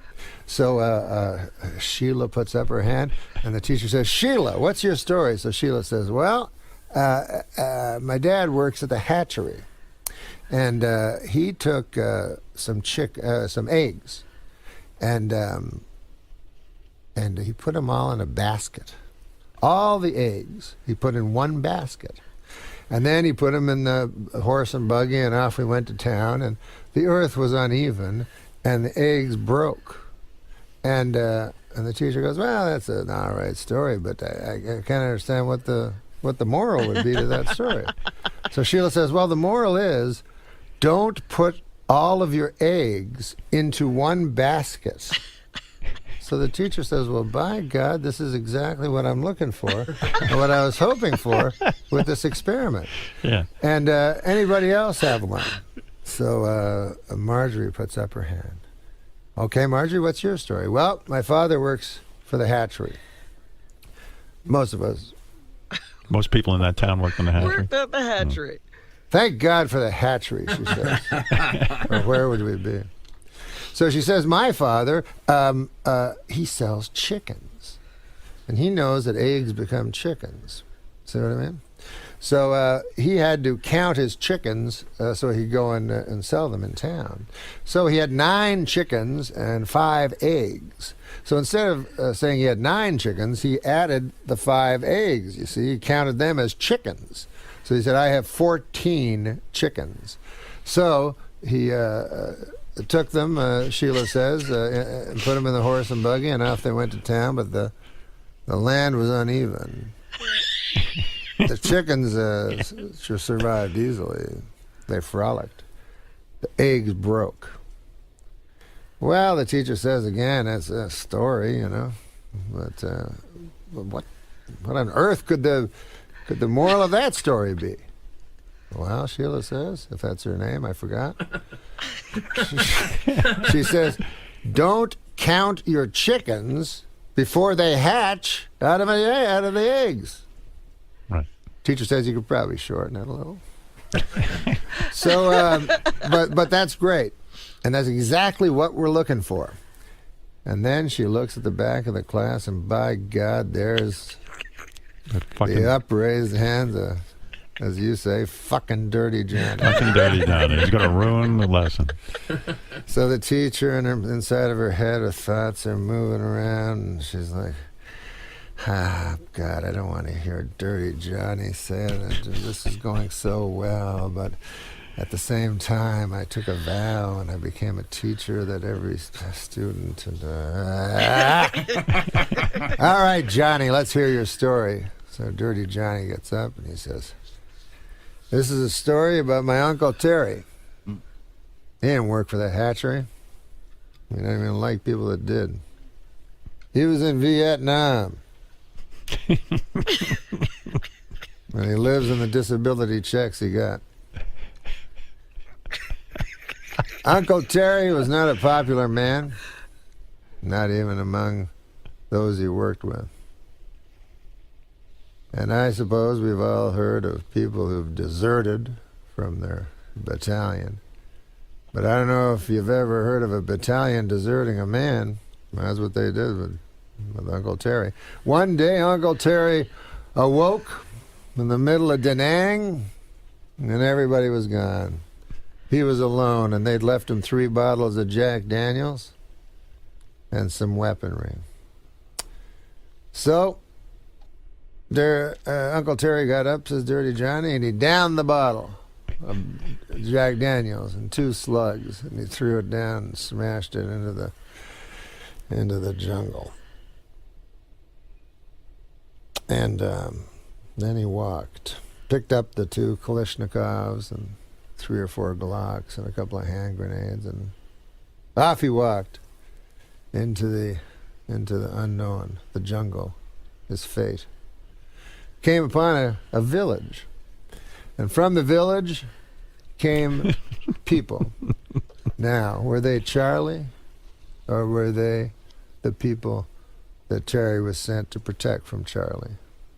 Uncle Terry didn't know. But he knew he had to do something, so he took another swig from the bottle, and he let loose. Took that Kalashnikov, and he let it sway like a farmer would a scythe. And the bullets came, and just as hay would fall before a farmer, so the people fell before Uncle Terry. The men, the women, and by God, even the children. And finally, Uncle Terry stood alone in the mud and the blood and the guts and only at himself. He took a long swig, and his hand brushed against his pants, and he felt wetness, and then he felt shame because he realized he had urinated himself in fear. And then, upon closer inspection, he realized it was not urine. It's ejaculate. And his shame was replaced by pride. And the teacher goes, holy fucking shit, what the fuck? Fucking kind of fucking story is that? Like, we just heard the hatchery and shit, and now this? She goes, Uncle Terry, well, Dirty Johnny, what on earth could be the moral to such a story? So Johnny thinks about it for a couple of minutes, and he goes, well, I don't know, I guess. Well, I know one thing. You don't fuck with Terry when he's had some drink in him. And he's uncorked the jug. You stay away from Uncle Terry. And he doesn't like anybody that works at the hatchery either. You remember that. You tell your parents that. Wow. You know, all afternoon, as we do this, you've been playing on and off with a cigarette. Do you smoke? I quit smoking a year ago. Good for you. Thank you. You quit smoking. Yeah. And you, when you smoked at the Tomorrow Show, We puffed. We didn't smoke. We puffed. You probably caused many children to start smoking. So you hold a cigarette and you never light it? Yes, it helps me. I have an oral fixation, the doctors tell me. That never... I'm like Beretta. Are you doing this to be a funny thing, or do you really have to kind of I'm doing feel it. No, I feel that I have an oral fixation. You know about that. I don't have that, by the way. If it's I don't not like this, I go straight. You don't like sucking cock? I don't like sucking cock. I mean, I have done it. Yeah, I wouldn't like it. You know why I wouldn't like it? Why? Aren't those animals, like, inside the cum? Like, I remember... The sperm, you mean? Yeah. So to me, like, it's a bunch of animals and stuff. And long. I know to smoke. I'll smoke it for you if you No, no. No, I'm trying to... I just figured it would be rude not to offer you a light. It's nice, but I'm trying not to. And I feel if I... Sitting there with a cigarette. I feel if I took one puff. I have an oral fixation, my doctor tells me, which is not good. How did he know that? I was sucking his cock. I was sucking his cock. Okay, since nicotine is such an addictive drug, do you think someday you'll have to have a prescription to buy a pack of cigarettes? Well, they always bring up the Constitution and talk about how we should still have the right to a militia and all that. But let's face facts, this country was built on tobacco growers. So, if you're going to start changing... If you're not going to change one thing because it comes from way back then, you can't change this either. There are farmers out there who make a living. Tobacco is one of the crops that got this country going. So, no, I don't think they'll ever make it illegal. Yeah, no, they shouldn't make it illegal. I know. I think Norm's backing me up on that. What motivated you to quit? Well, I guess I read this thing about how it was like a phallic symbol, and my doctor went in. He said, you probably have an oral fixation, which you know what that means. Let's not kid ourselves, right? So that's why I always smoke like cigarettes instead of cigars, because if I'm gonna have I like a little white thin cock, you know. Are we back to cocks again, huh? I go away to Ohio, Middletown, the center of the universe, to take a nice clean call, and then I space out. I'm thinking, I can't listen to Norm for a second. I gotta get a time cue here. I come back and you're talking about having a thin white cock in your... I don't have a thin white cock. In my cock, you mean? No. In my mouth. No, you misunderstand. What I'm saying is this. I'm just saying don't make the mistake of thinking I fucking listen to you. I just want to make it clear about that cock thing. I was just saying, if I ever was gay, if they suddenly made it mandatory or something, then I would choose the smallest cock, and I would like a guy that came fast. I don't know. I thought the subject was cock. No, cocks is next week. I'm sorry. Does that answer your question? Yes, it does. Norm MacDonald, ladies and gentlemen.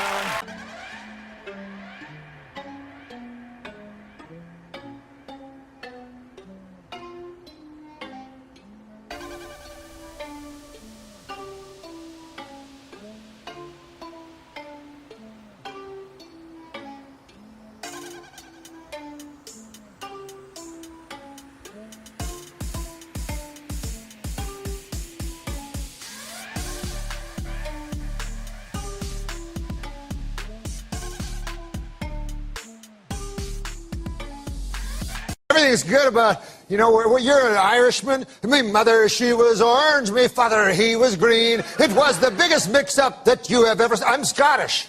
I'm a Scot. You're Irish. Yes. What are you? Swedish German. Swedish German? Are you really? Yeah, really. Why would I lie about that? It's not funny. It's very odd, It's a very strange lie. I put one over on those people. Yeah. Swedish German. No, I'll tell you why it's funny, man, because I was in Georgia, Atlanta, Georgia. Yeah. I met a good old boy down there, and he said, he said, you know Andy Richter? Yeah? Yeah, he did? Yeah. You met a guy in Georgia and he said, you know Andy Richter? Oh, yeah, you guys do well there. Oh. And he said, I said, yeah. He said, you ever heard of Andy Richter joke? I said, no. He said, well, most of it's based on him being Swedish German. And then he told me an Andy Richter joke. And Really? But I didn't know he was Swedish German. I thought it was all nonsense. Yeah, well, now this lines up perfectly. Let me ask you something, because it sort of relates to the first... Wait, don't you want to hear the joke? No.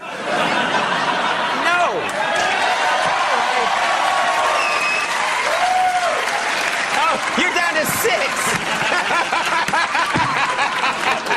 You're down to 6. All right, this joke will get you back up. You can get him back. Let's hear the joke. Well, the fella says, he says, man, he says, you ever hear the time about the old prospector? That's how he tells you, Yeah. He says, man, there was an old prospector, and he was prospecting for gold, and he was having a hell of a time getting any gold. It was an empty stake, I believe. And he said he'd come into town one day. He'd been in the mine for a good 8 months. He said, by God, he said, I'm only flesh and blood. Sure. Yeah. And I need a woman, you know. And so he goes into town. He goes up to the bartender. He says, bartender, he says, man, I've been in that mine for a hell of a long time, and I'm only flesh and blood. I need a woman. Well, the bartender says, hell, there ain't no women in this town. If you want to do any of that business, all we got is Andy Richter, the Swedish German.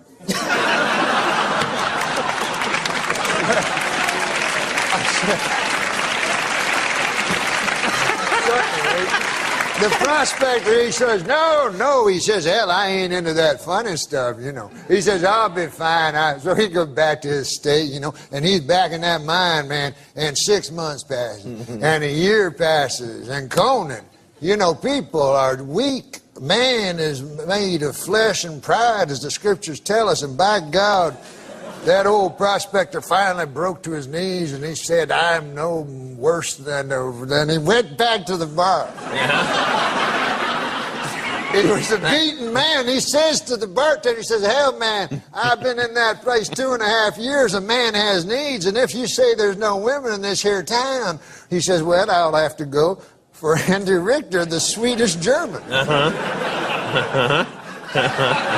But he says, listen now, he says, man, I'm a tough old hombre, you know, and I got friends now. He says, I don't want anybody to know about this. You know, this is back in the old days. Sure, yeah. He says, I can tell by the accent, yeah. He says, I got my cowpoke friends and so forth. I'd hate to hell anybody know about this, you know. This got to be all secret. Nobody. I say, nobody can know about this. Bartender says, well, 4 people will know about it. How do you figure that? He says, well, he says, I'll know about it. He says, you'll know about it. Andy Richter, the Swedish German, will know about it. And the fella that has to hold down Andy will know about it.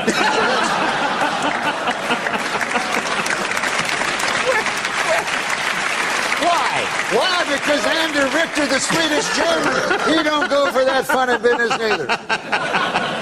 Well, at least you left me my dignity. Yeah. I like the way that story ended. Yeah, that was a nice... You weren't gay. Right. Well, but that's not beside the point. You were raped. No, it's more...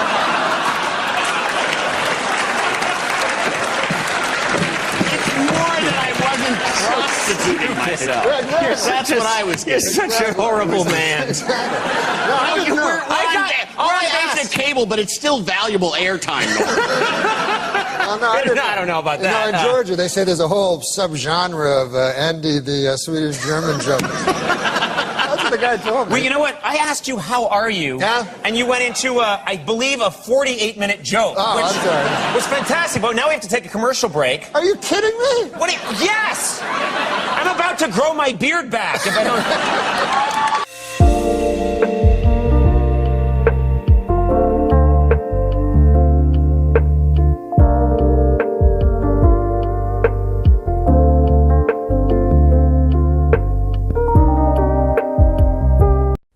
I went to a tennis match in Indian Wells.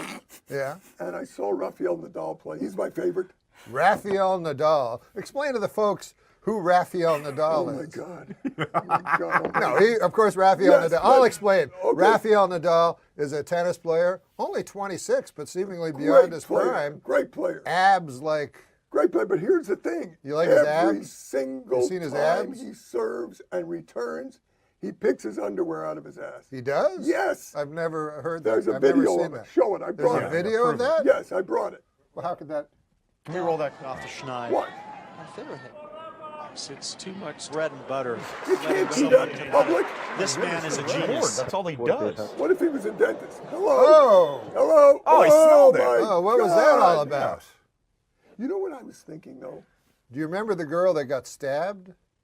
Know the end is day, nobody's gonna change. You won't ever leave. On my mind again, I'm still not tired of it. Can make you want me. And I might act okay, say things will stay the same. Say I'm not. There's two reasons guys will hang themselves from the neck. One is, like we said, to escape this worthless masquerade of a life we pretend we have. And the second reason we hang ourselves from the neck is to whack off. These guys, I don't understand. It's called autoerotic asphyxiation. It's a big fancy word, but it's a filthy thing. And this is my problem with it. The risk reward. It's not good. And I know the reward because I read about it. Like apparently by cutting off the oxygen or something like that, you increase your orgasm until it's 1.5 times as powerful as the one you had the Thursday before last.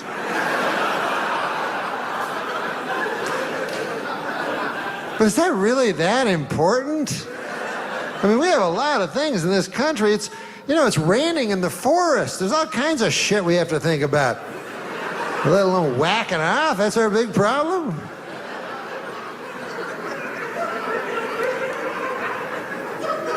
But the risk, good Lord.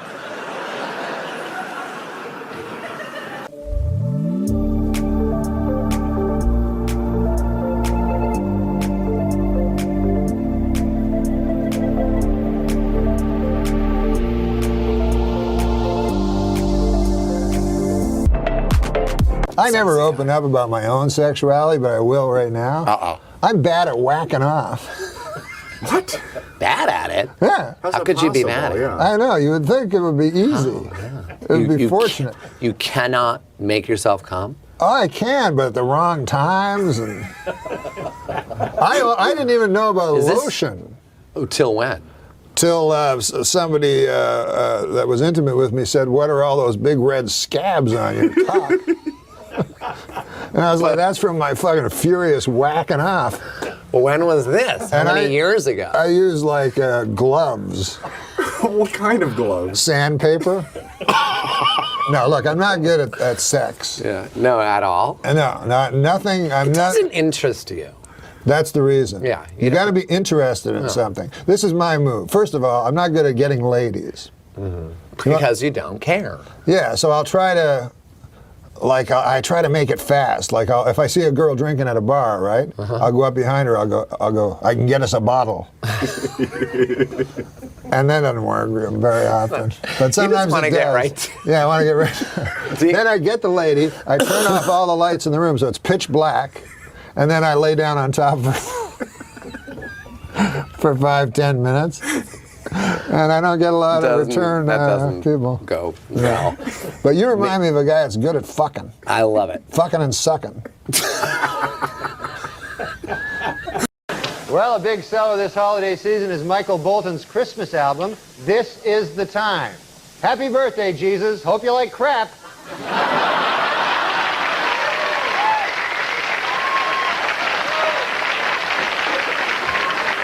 Norm, I think, has one of the best lines that probably I only appreciate on network TV history when he was hosting SNL, and he was talking about the new Michael Bolton Christmas album. Do you remember the line, Norm? Happy birthday, Jesus. Hope you like crap. Kills me to this day. It was funny because that joke was originally supposed to be about Mariah Carey, but she had some boyfriend that was some crazy dangerous guy, and everybody's afraid. And you figured in an alley you could take a Michael Bolton. Yeah, exactly. Although I think Bolton kind of made amends a little bit by appearing in that recent SNL skit. Hysterical. He's Oh, hysterical. that was hilarious. funny, Yeah, that was hilarious. That was good. And he has a great voice. He does. I didn't know. And the song was kind of catchy. The SNL song was pretty good.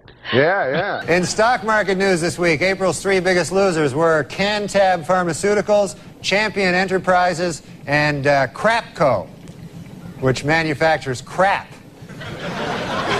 And also crap-related items. Most recently, Mariah Carey's Christmas album. They were...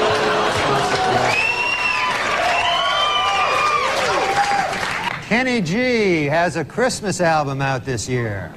Hey, happy birthday, Jesus. Hope you like crap.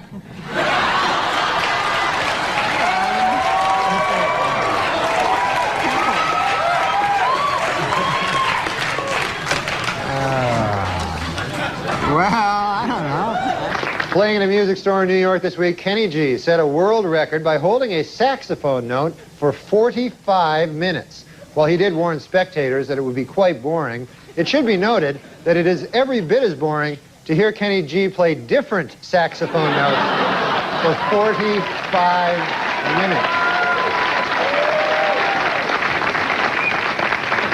This week, CBS aired the Martha Stewart Christmas special, in which she demonstrated that with an old soup can, some used tea bags, some string, and some sparkles, you can make a useless piece of crap.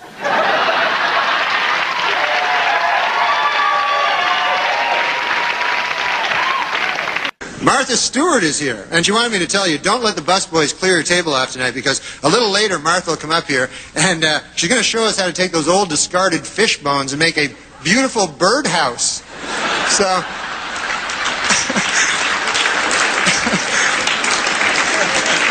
That's nice.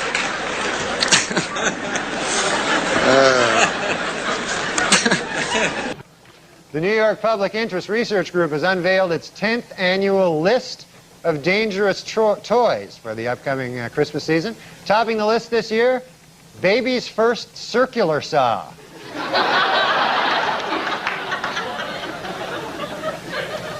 Well, the annual list of most dangerous holiday toys is out. Number 1 this year, Mattel's Eye Poker Outer.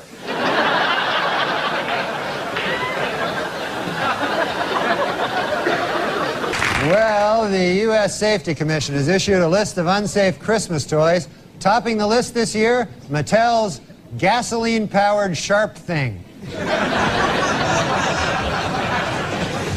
And finally, the #1 selling doll this Christmas is Tickle Me Elmo. And the least popular selling doll, you guessed it, Tickle Me Frank Stallone.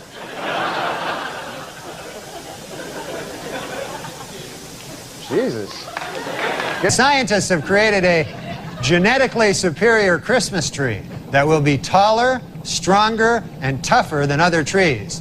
One downside, if you don't like your presents, it will kill you.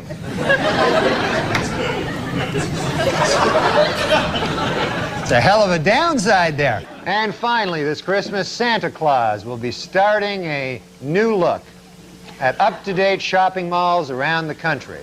They will now feature black Santas, Asian Santas, Hispanic Santas, and even Middle Eastern Santas. It is all part of a program to make little children cry. And finally, next week, Christians everywhere will be celebrating Christmas, or, as people born on December the 25th call it, screwed out of a present day.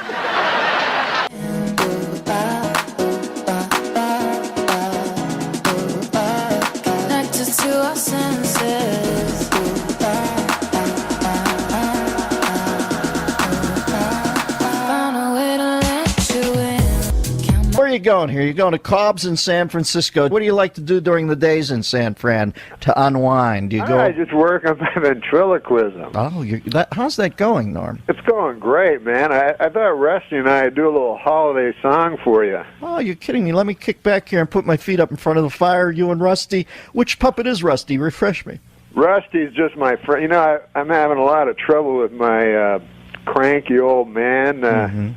I don't know if you remember old Alec Majerison, the virulent anti-Semite. Yeah, sure, I remember. What, are you kidding me? I have a plaque commemorating my first meeting. I'm trying to get rid of that guy because you know he's a Holocaust denier. That's no secret. He's an enthusiastic Holocaust denier, and I've had it up to here with this character. The man, he's just a waste of wood. But I don't know what to do. One of my Jewish friends suggested that, why don't I just throw him in a fire and burn him?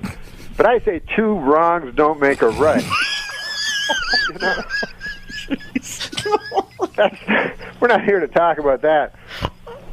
Let me get Rusty out here. Rusty, say hello to Dennis. Hey, Dennis, how are you? Hey, Rusty. What? Hi, Rusty. Hey, who's the dummy here, me or you?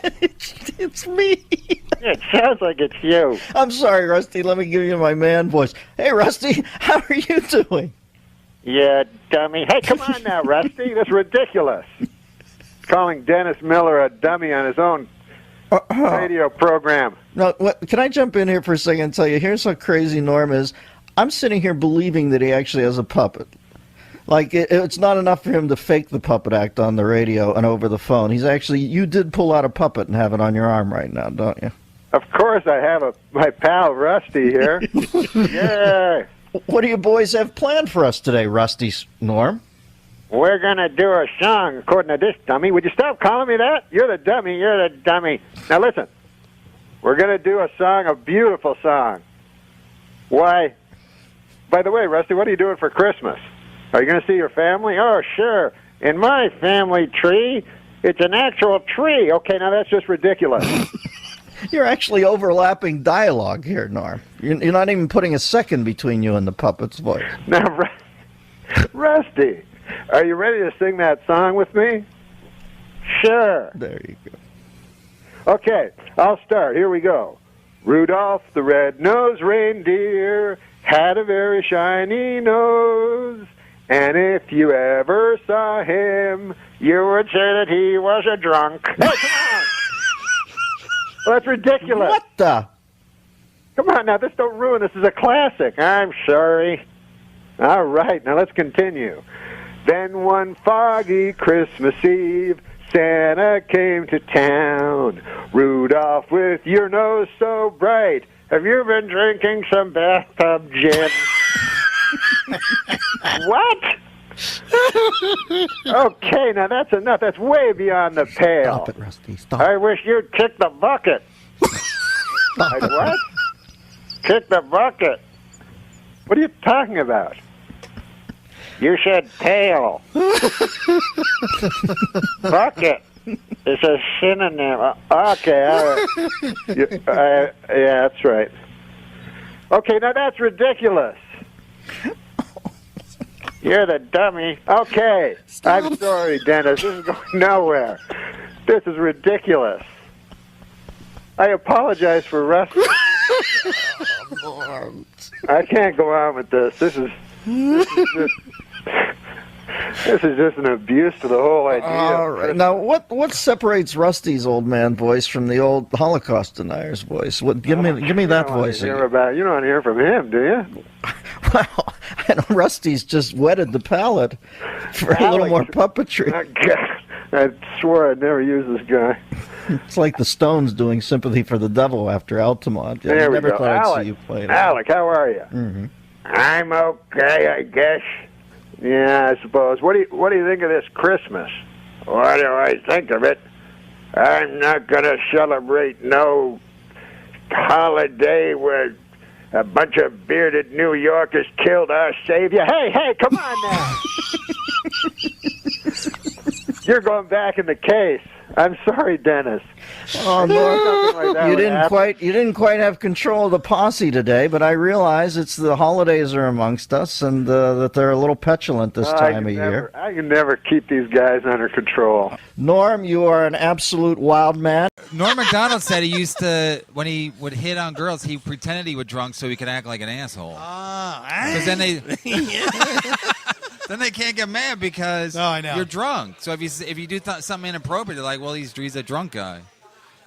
You got any more stories? You guys see the Gilbert Gottfried when they? I didn't see that documentary. No. No. When Norm's there's some roast and Norm goes up and he just bombs on purpose. Yeah. And he goes, Gilbert Gottfried, if you see a door that says a gentleman, go ahead and enter. That'll just. I get very. He goes, Cloris Leachman. They say she's over the hill, not in the car I saw her driving. He said it in the roast? Yeah. That and is he goes, a good one. The whole crowd's like this. It's so funny. No, he's bombing and he never cracked. He He never cracked. And he goes, Greg Giraldo, your eyes like a hawk, something like a sparrow. Ladies and gentlemen, this man is for the birds.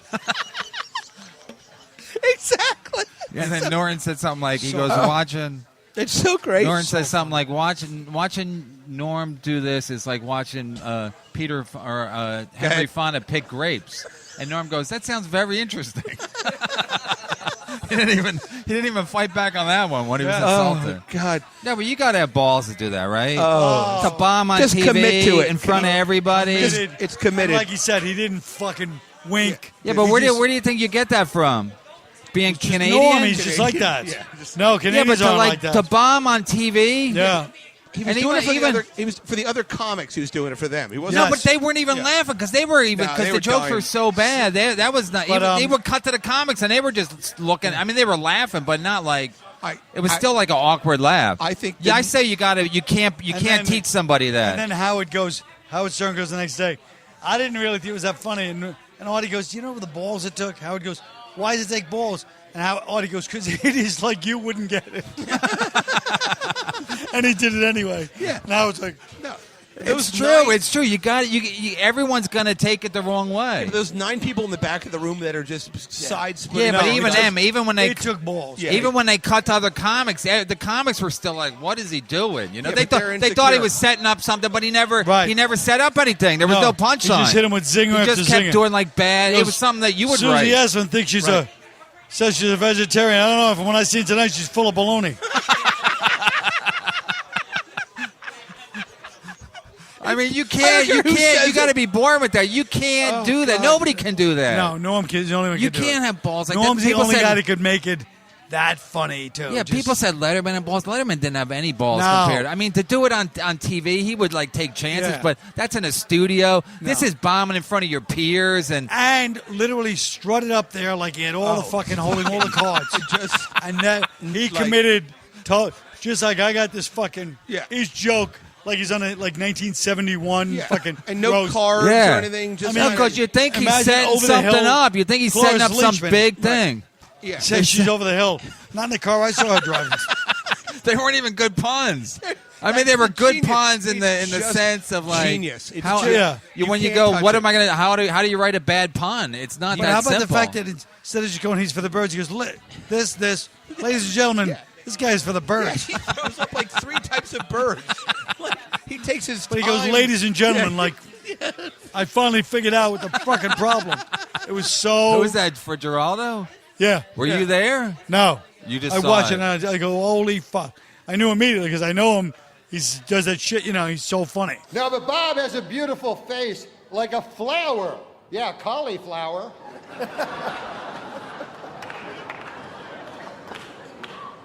No offense, but your face looks like a cauliflower. No, there are times when Bob has something on his mind when he wears a hat.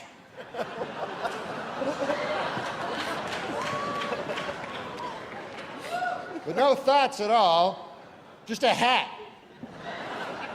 Bob, you have a lot of well-wishers here tonight, and a lot of them would like to throw you down one, a well. They want to murder you in a well. Seems a little harsh, but apparently they want to murder you in a well. It says here on this card. And Bob is not very worldly. He thinks the English Channel is a British TV station and not a body of water separating England and France. And Bob isn't the biggest sports fan. I don't think I'm telling any tales out of school. I took him to a ball game, and he came toting a double-barreled shotgun. You remember that?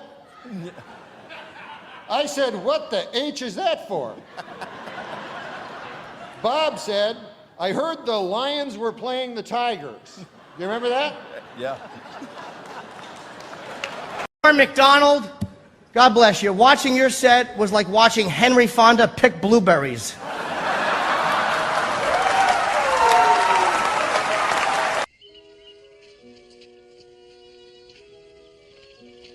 Why, I don't think there's a person in here that would not love to watch Henry Fonda pick blueberries. Yeah. Like his other thing that he does is he'll just fucking flip it on you. He does it all the time. It's so funny. We'll be like, what? You're saying you want, you're homophobic? He's like, no, I was saying this guy's homophobic. What? You have a problem with, like, you just twist me, and it's great with, like, politically correct type people. Yeah. He flips it on them. No, he did that to me when I worked on his sports show. Oh, yeah, you know him well, yeah. I gave him a ride. Then I was staying at Neil's house. Then they're like 2 blocks away in Santa Monica. So Norm goes, it's Friday night. We have off Saturday. Norm goes, you want to come up? I go, no. I go, because I think he's tricking me. Because if I say yeah, then I'm gay. Yeah. So I go, no, I don't want to come up. So I go up. He eventually talks me into going up. It's awkward. So then I leave. Then when we go back to work, he goes, yeah. Then Brennan drops me off. He goes, can I come up? I'm like, what do you want to come up for? He goes, I want to see. I want to see your apartment. I go, the guy must be queer. Like he goes to the whole thing. He's like the boss. He's my boss, so I have to let him tell the story. You know? I can't interrupt him. So funny. Yeah. No, it's classic. I didn't know that was one of his He's classic great maneuvers. at that kind of stuff. You say you're homophobic. No, he'll do it with anybody. I mean, you know.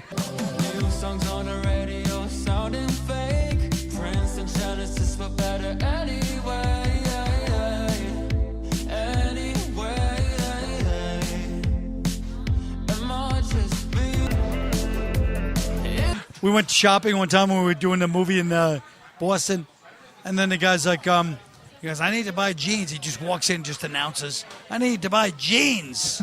Like, it's a store full of jeans, but he acts like, you know, it's a fucking, whatever the jean store is. Yeah. And he acts like, I need jeans. And then the guy's like, well, sure. What size do you like? He goes, and so-and-so. And he goes, all right, just go in the back of the booth. What? Go back there and you want me to take my pants off? Look at this guy. And he starts telling all the other customers, this guy just told me to go in the back and take my pants off. I just came here to buy clothes. This guy wants me to go in the back and just take your pants off. I'm in my underwear. Was he was saying that was somebody there with him, or was just? I was with him. Oh, I mean, the whole store's laughing, but it's like, oh my what? God. He just causes a fucking ruckus. That's classic. Look at this. That was me. I met him. That's you. Yeah, I met him. And well, Rick that's me on Dees. yeah, I was friends with Rick's son, so we saw him the Bad concert at the Coliseum. Oh. Way worse story. Yeah, that. Macaulay Culkin and Michael Jackson played Good Cop, Bad Cop with you, and I met him backstage at the Coliseum. And Rick Dees is just there. Yeah, I'm more excited about Rick in this photo, to be honest. Did you met? I heard you met Michael Jackson. I did meet Michael Jackson. That's pretty goddamn cool. Yeah, that is insane. It's quite a story. I can try to condense it for you. I when I was in the 8th grade, I had a girlfriend, and everything fell apart later in my life. But I peaked around 8th grade, and I had a really pretty girlfriend. And her father knew Michael Jackson. He ran a studio or something, and they offered us to go out to Neverland for the day. And so we went up there, and it was probably months before the whole lawsuit and everything. The first one? Yeah, and in fact, Macaulay Culkin came by, as were all the boys that sued him, and all this insane stuff that I did the whole thing. I met the Wait, what do you mean the whole thing? You know what I mean. No, I did not. I didn't even do it with my girlfriend. Why was I going to do it with him? I met Bubbles, and I went in Mac and Mike's theme park. It was a water park that he and Macaulay made themselves. They built basically like what every kid would ever want. Water. It was all built-in water guns at every post and flood buttons and all these water balloons, hundreds of them and we were on teams, and I was on his team, and we won. You were on Michael Jackson. I was on Michael Jackson's team, and I remember You met Michael Jackson. Oh, I hung out with him for the whole time. That's awesome. And we won, and then we played a game which now, as I recall it, does sort of seem slightly incriminating. But go on. It was called Smoke Tag, and we went into a room that was filled with smoke, and we played tag in it, but you couldn't see anybody. So there was a lot of like tag playing, you know, and that was when Macaulay Culkin was there at that point, and it was the 4th of July weekend, and they were having whole fireworks, and Macaulay Culkin sped up in a golf cart with flames on the side and jumped out with like a leather jacket, and he was like a real punk.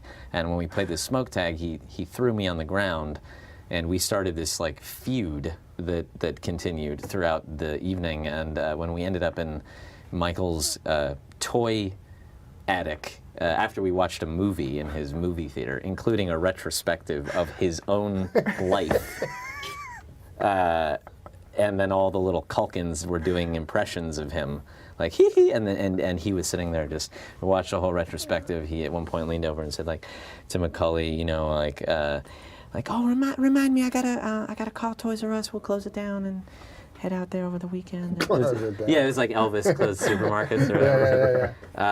And then when we were up in this toy attic where he had, at the time, every gaming system that was around in every game, and Macaulay Culkin he was throwing stuff at me, and then he hit me on the head with something, and I said, don't do that again anymore, or I'm gonna. I was a black belt, but this was years later. I had already forgotten. And he did it again, and I threw him against the wall, and I started slamming him against the wall, saying, "I told you not to fucking."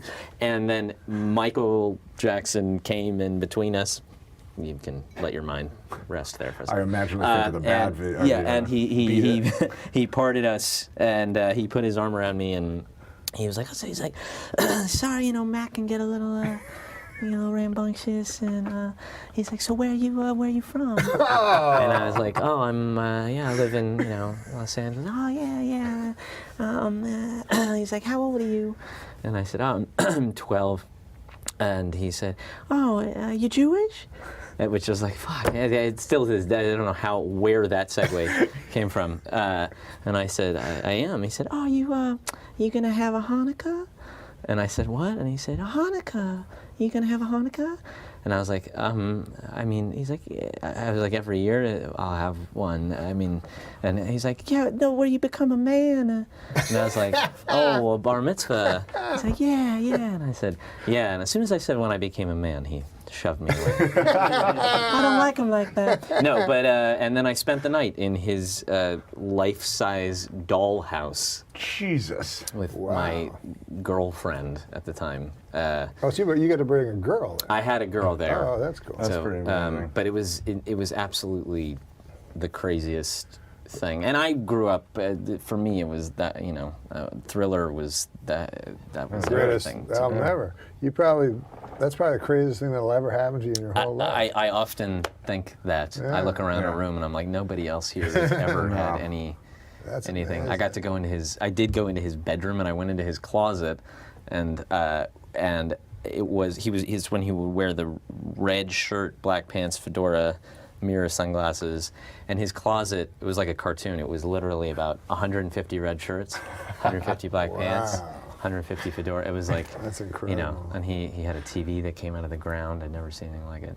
That's a pretty goddamn cool story. That beats the hell out of your story about getting fucked by Dan Fogelberg. 2 times today I've said something in Dan confidence. Fogelberg's a great guy. What if I actually got fucked by Dan Fogelberg? Even like you say, your unwanted WNT allegations against Michael Jackson. There had to be kids that were like, well, "This is pretty cool." Yeah. This is not some old priest.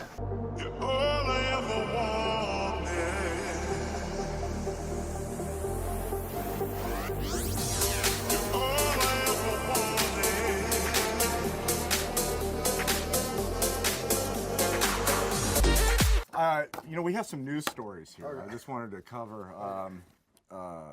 Let's see what's in the news. Actually, Okay. we got this one here. The international news. We have a new pope, and how about all that crap made about that?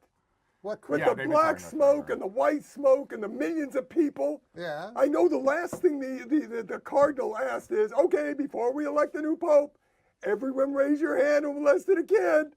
Unanimous. I would like to see this. I brought this clip. Run it. This is how I would like to see the election of the Pope. The election of the Pope? Yes, run it. As, here it is. Here it well, is. this isn't the... no, this isn't it. Oh, there it is. There it is. There's the crowd. Now watch. Watch. All right, the door's going to open.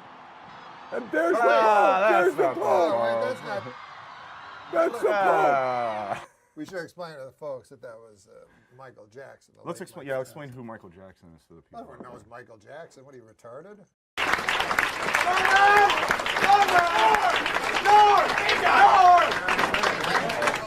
What are you yelling my name for? Norman! Well, shut the fuck up. Now we gotta do some thing here. Okay.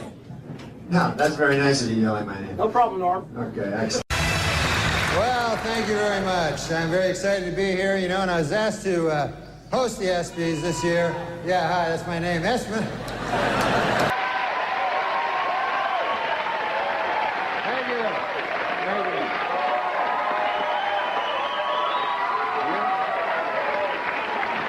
Thank you very much. You're very kind. You know, in the, what's that? Oh, yeah, no. No, you're absolutely right. That is my name. What's that? Guy yells my name for no reason. You're not very funny. Pardon me? I didn't hear what he said. Don't move. What is going on?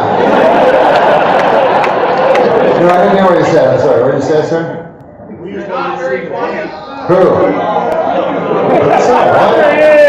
What do I give a fuck? No, you're...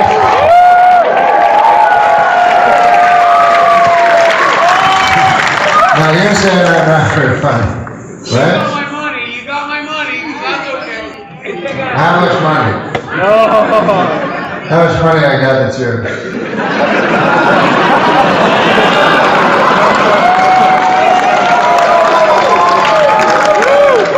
No, honestly, I don't care. How much?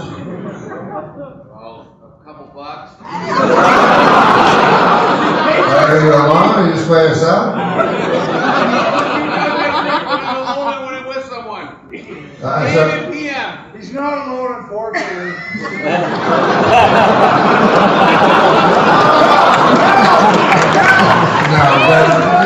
So what was the idea? So here's the thing. So you go, I'm gonna pay money to go see this dude, right? I think it's probably costs a lot of money, right? So,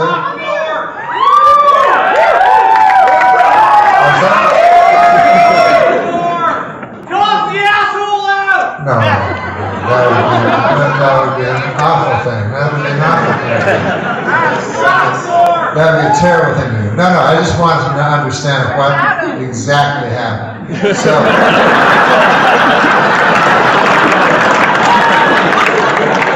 but anyways, at some point in your life you thought I was funny. Because I don't got no fucking banjo or shit.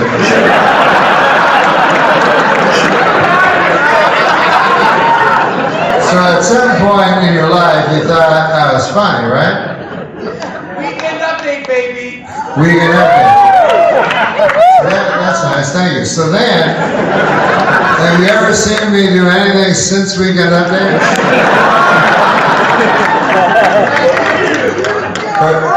Pardon me? YouTube Morbid ones. I'm sorry, what? YouTube Morbid bits. I did what?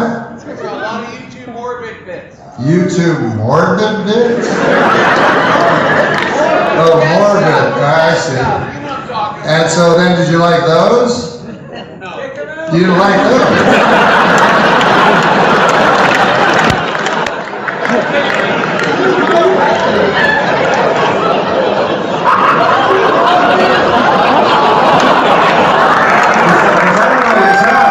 Because I did one album that was specifically about death. Is that what you mean? Yes. So they were clips from the, you didn't like those. So then you said, I'll come here to this show. You said that you were better. You weren't doing the morbid stuff anymore. Yeah, I'm not doing the morbid stuff anymore. Did I do it? Did I do anything more? First of all, I never said I was better. I've never even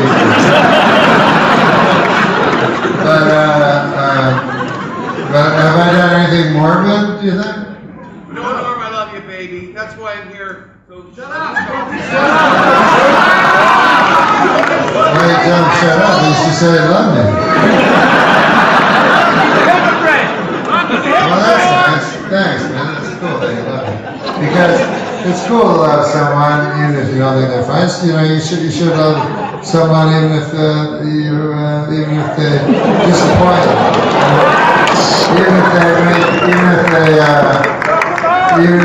No, I'm not going to check them out. Why would I do that? Yeah. So you know, it's nice of you to love me, even though I've disappointed you. Yeah, I'm sorry I disappointed. Because seriously, I never tried. You know. I'll try to do that. But that was nice that you said that you loved me on the weekend up there. And it was so sweet that you said you loved me. So, I love you too, bro.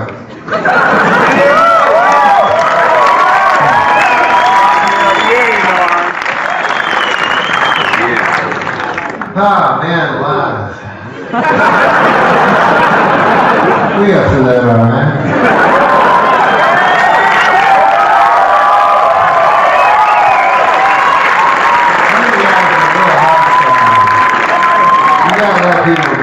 You gotta let people have their opinion and stuff like that. You know? Man paid a lot of money and then he's like, what the fuck is all this shit? Morbid shit. I didn't really feel that morbid. Love you, Norm. You rock, Norm.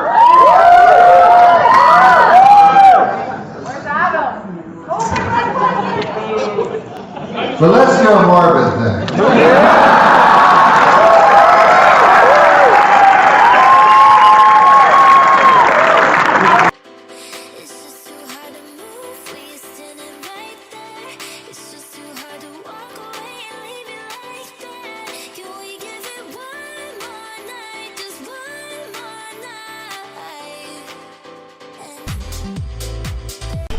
If I could tell you one thing about the real heroes of the country, which I believe are the teachers, you know.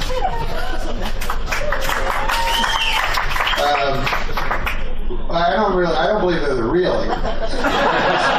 I just spoke again. I think the real heroes are the real heroes.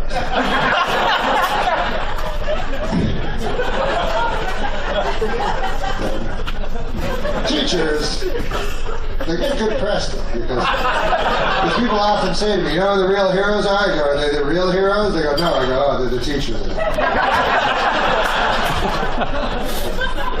It's counterintuitive that it doesn't seem like a heroic job, but yes.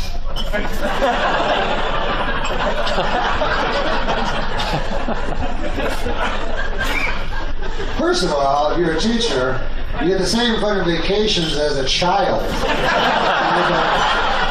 get 4 months a year off. My vacation, I get almost no time off. We're 48 weeks a year. So 4 weeks a year I get off. What about you? You're not one of those fucking teachers, right? She seems like a teacher. Now, are you a teacher? What do you teach? What grade? High school. What grade? What grade? No, but what grade? Not so easy when it's the other way around.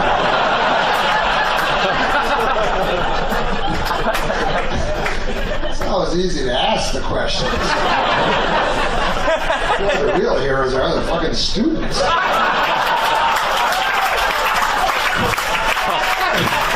actually have to answer the question. Now, what grade do you teach? 9 through 12. So you need a grade 13 education.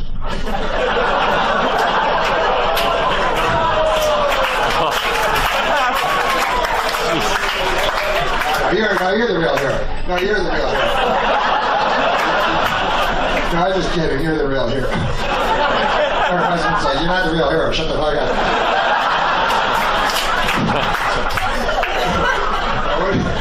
I know, it's a fun thing to say. But what do you do? What do you do for a living that your wife's the real hero?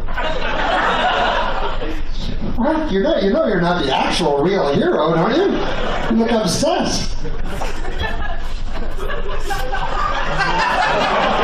Did you say how upset she is? So you actually feel you're the real hero? See, I think you've disqualified yourself a little. Because I believe real heroes don't think they are.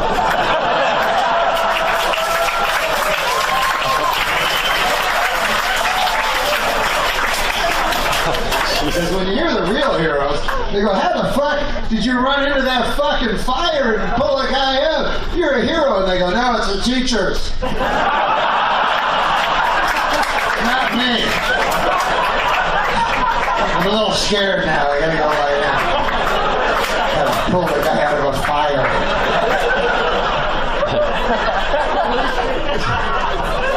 That's a good job. Come on. Everybody's shorter than you. Are you gonna work for it? They have to do whatever the fuck you said. No, I'm sorry. What did you say? What? Also never call you a retard. Oh.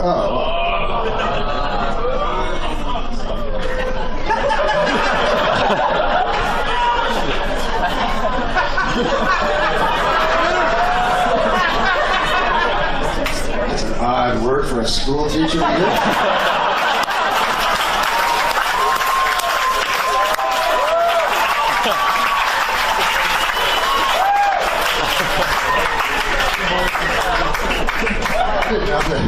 People that were teaching our young children were bandying around words like retard. I'm just kidding. No, they do a lot of good. You know what I read, actually, a serious statistic? They actually fuck more students than...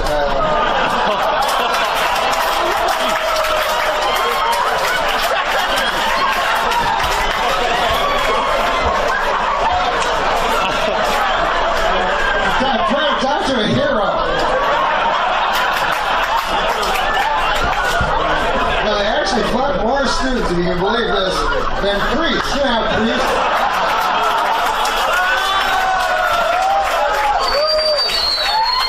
Nobody likes priests. Nobody's going around with priests are the real hero. And yet actual priests, who I know, I'm not a Catholic, but I know pastors, you know, and my God, they most of them that I know do the Lord's work, you know. I mean, they go out and they're in hospitals and stuff, and they're doing stuff, and for no money, you know, and no recognition, and it's got to kill them, like going, yeah, people think, fuck kids.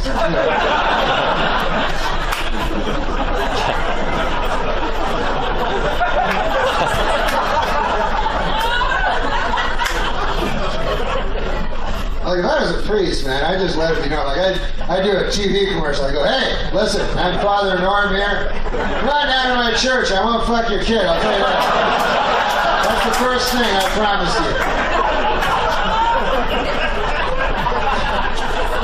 I'll tell you a little something about myself.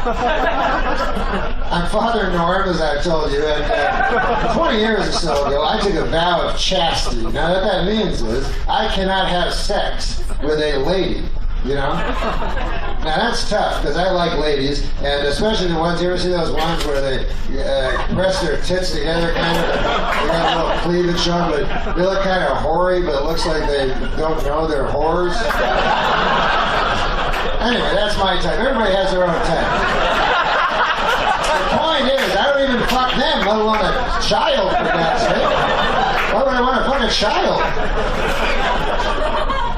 So anyways, now to Father Norms.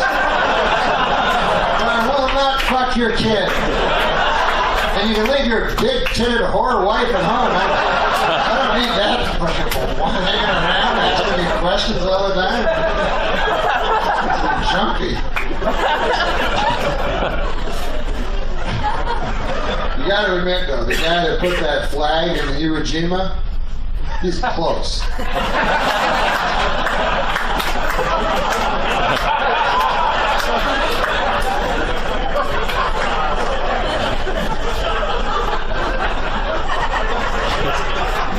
That guy went to the moon. He didn't know that when he got there, the fucking spacecraft would crash, or there'd be moon aliens or shit like that. I mean, I know he's not. I know it's not grade 11 biology, but I mean, it's something. It's something.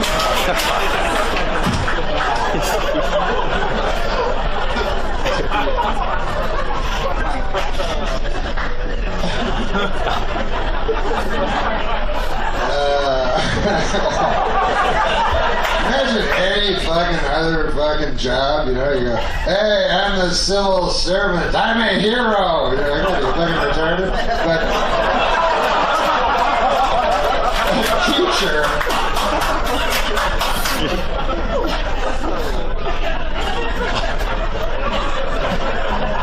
memorize this shit. Back tomorrow, and then you gotta tell it to me. Remember everything I say, and then you repeat it to me. I got some problems for you. I know you're a child, and that you don't have any problems. That's the cool thing about being a child, but guess what? You fucking got some now. I've got some heroic work to do for you. Sure, you're a nice lady. Very, very heroic. But, listen, guys.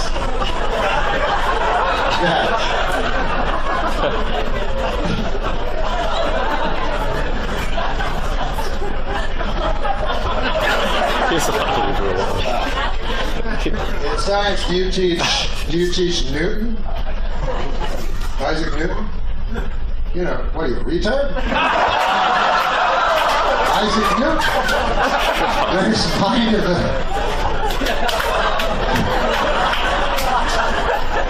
The hero that called me a retard is actually a retard herself. Everything's turned on its elbow. I'm sorry, what? A treadmill? Have I seen one? Wait, I don't even get it. It's not good when people are groaning and I don't understand it. No, have I ever seen a treadmill? Yes, of course. You mean the things you walk on? Yeah, I've seen it millions of times.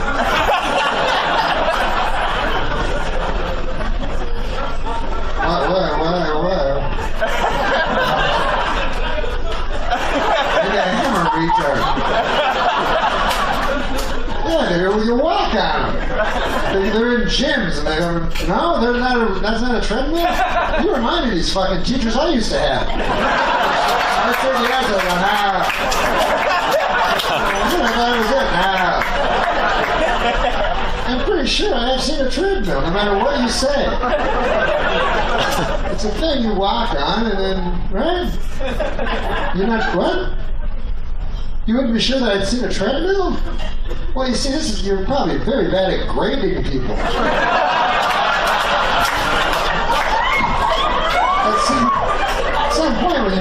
ask a student a question, and they give you an answer, then you have to take them on faith. Well, there'd be no motive for me to lie about that question.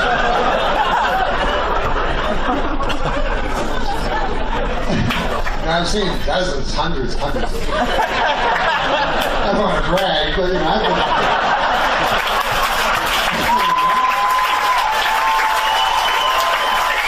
I've been around.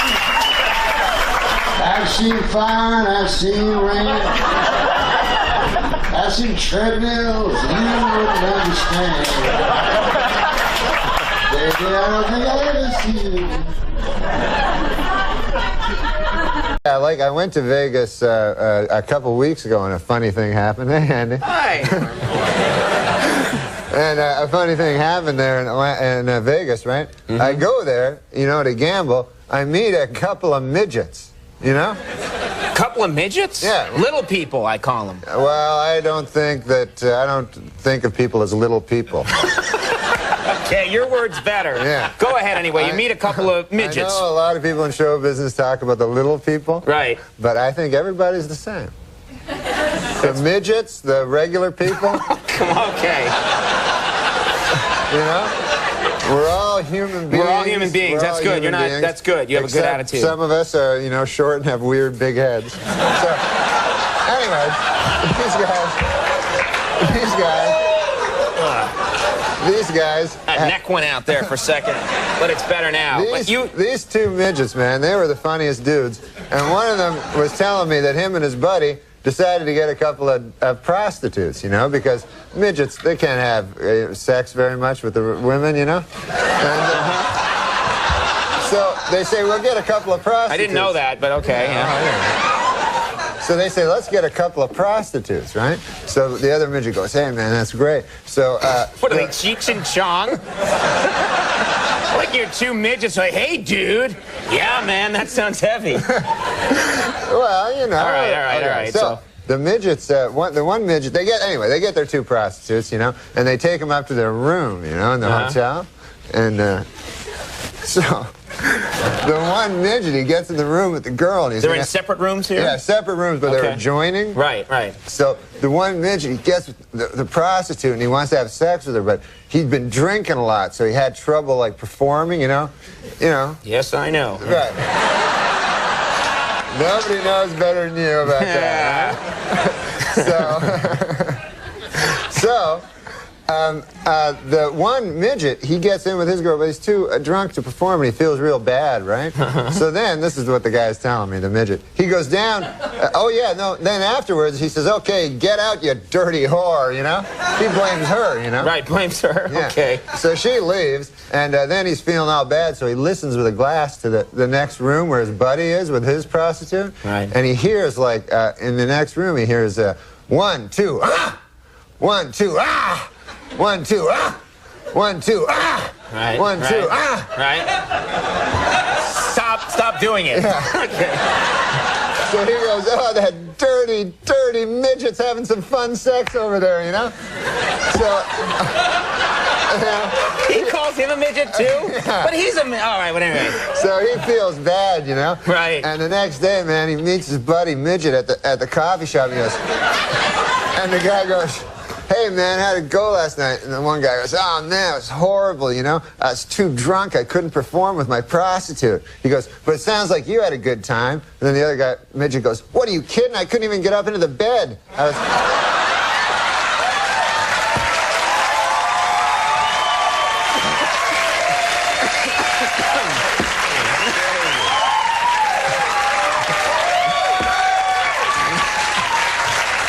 You know, it's really lucky that you ran into those guys, because it's such a good story. I know.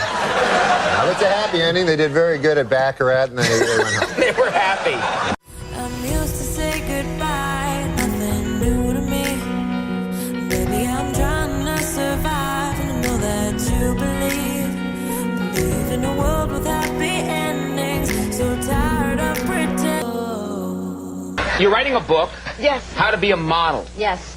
The Complete Idiot's Guide to Getting into Modeling. So, like, rule number 1, be incredibly beautiful. I mean, what are the things that you can do? I know rule number 2. Yeah? Don't be a midget.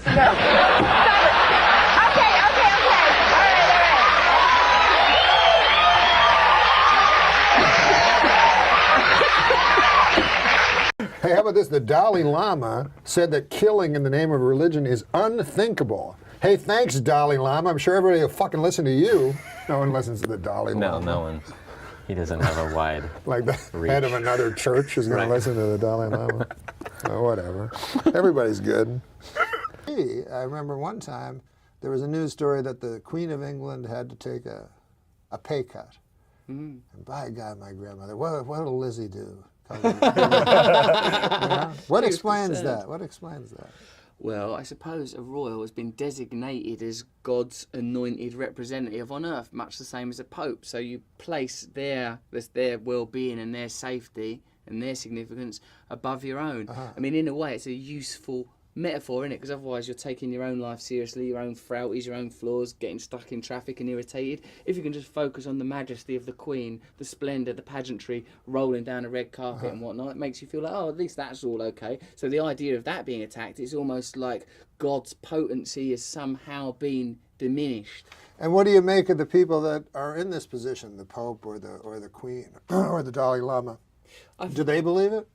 Well, I met that Or are Dalai they Lama. willing to go along with I it? like him. The Dalai Lama? I'm around with, but I met that Dalai Lama. Now, I think for all people in positions of authority and power, the true power is to serve. True authority is to serve. True leadership is to serve. So people that are in positions of privilege and then don't serve, I think that's corruption. So I'm not really down with the Pope or the Queen or any of them. Dalai Lama. But the Dalai Lama was born the Dalai Lama, right?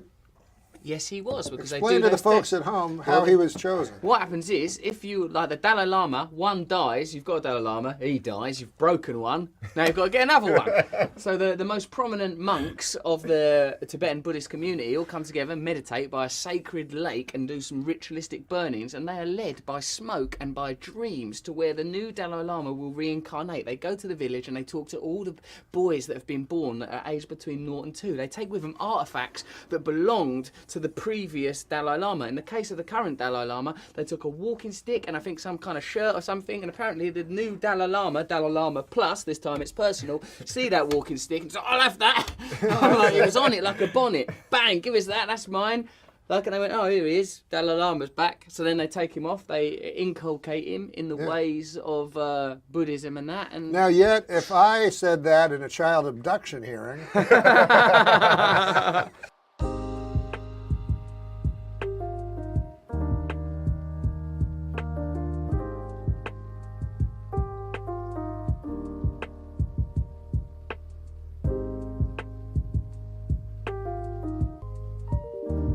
So did the Dalai Lama have something about him that was otherworldly or supernatural? he had an ethereal glow, I'll tell you that much, Norm. He was glowing right at me. So, like, when I met him, I thought, yeah, you could tell. He sort of, first as soon as I see him... glow a little. Well, that's because I'm working on my messianic undercurrent. When women talk about marriage, it's a happy occasion. I'm getting married, I got my ring, I got my colors picked out, I got 4 of my fat friends to stand next to me. But it's not the same for the men. When men talk about marriage with our friends, it sounds like something you get diagnosed with. Did you hear what happened to Charles? No, what? He's getting married? No! You could go to nightclubs and meet women, but I don't like going to nightclubs. Everybody in the nightclub is a liar. The men are lying, the women are lying. You got older women in the club trying to look young, but you know they older because they got that vaccine mark on their arm. There's a comedian that you remind me of. Do you know who I'm speaking of? No. He was my favorite comedian. He passed away a couple years ago. Patrice O'Neal? Patrice O'Neal. The reason I loved Patrice was he had his own truth, and he was going to tell you, and he wasn't going to take any prisoners. And that's a giant void to fill, Patrice O'Neal, because I felt he was the funniest guy in the world when he passed away. I mean, did you watch the Charlie Sheen one? Yes, yes. And I tell you what, sorry. Well, what do you like? I mean, because like a lot of people were saying that was just there's no line whatsoever, and that it is something other than just being funny, and that it's gotten kind of just brutal and painful to watch. Right. Well, yeah, like, cause, when we get interviewed as comics, like, people always go like, is there any line? And we go, no, but there's lines. Of course, there's fucking lines, Yeah. You're a human being, Well, hopefully. But I remember they were talking about William Shatner roast. Artie told me this, that William Shatner's fucking wife had just drowned in a pool 3 months earlier, and they had to get all the comics together and go, look, no jokes about his wife drowning. And they were all like, fuck. Yeah, what are we going to do now? And I was like, what, did it even occur to you to fucking do that joke? The guy's still wearing a black ribbon and his clothing is torn. I love Patrice on that, though. Because I love Patrice. Yeah, he's great. And he did it. I never saw a guy that did the roast so good. Because he didn't do all that. Well, I mean, that line is interesting because it's really a personal line. Our next roaster is Patrice O'Neill.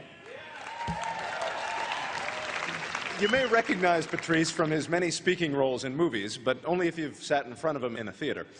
I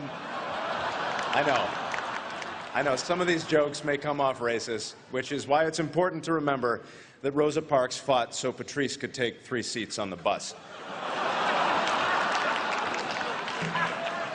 So please welcome a guy who looks like Chris Farley after a mine shaft explosion, the very funny Patrice O'Neill.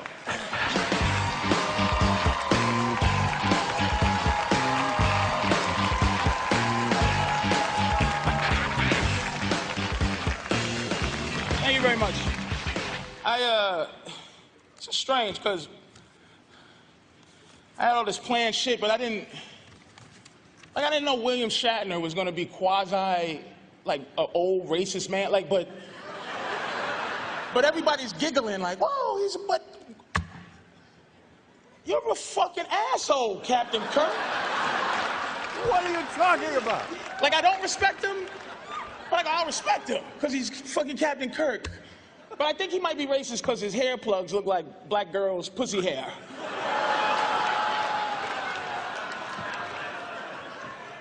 This is fucking amazing.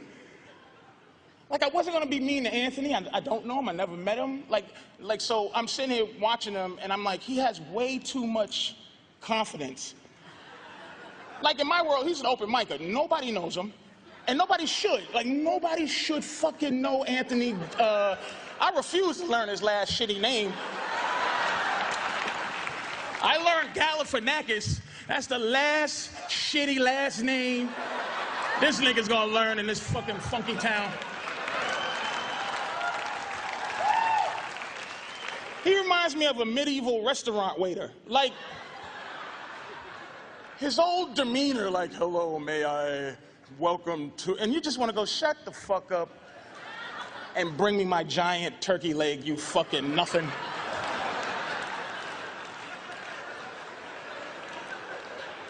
How the fuck can I be too mean after all this shit? I can't believe it. I'm dying of diabetes, and you motherfuckers are like, oh, that evil fat puff,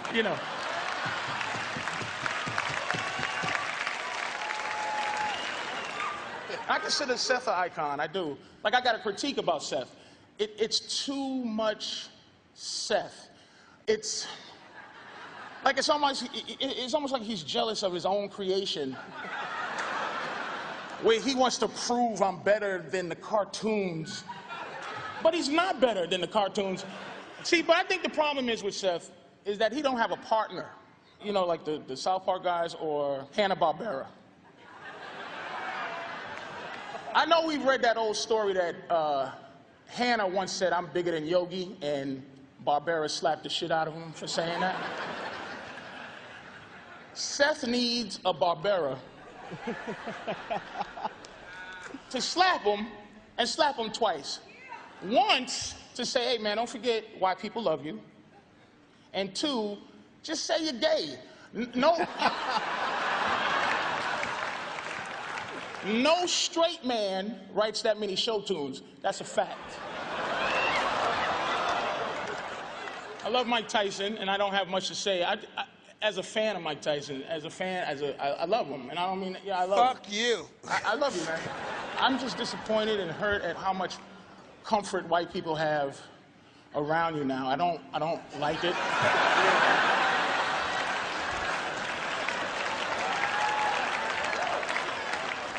And Steve-O, this new subdued, not drunk you, it fucking stinks, man. Ride that whole Steve-O shit till the wheels come off, man. Let a fucking leech bite your eyeballs and do some goofy shit. Even your fake puncher, it just, you disturb me with your lack of edge. You just like, why are you still looking at me like that, Mr. Shatner, sir? You're like, boy, I had more for that nigga than didn't say it. I should have said it because he's an asshole. You're telling it as it is. You're telling it like it is. Jeff Ross, I love you, I guess. Look, Jeff Ross is a legend. His funniness is a legend. But when I say legend, I mean a myth.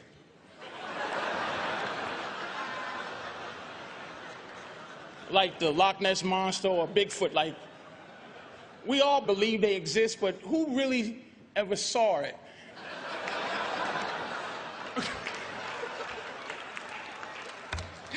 Oh, shit.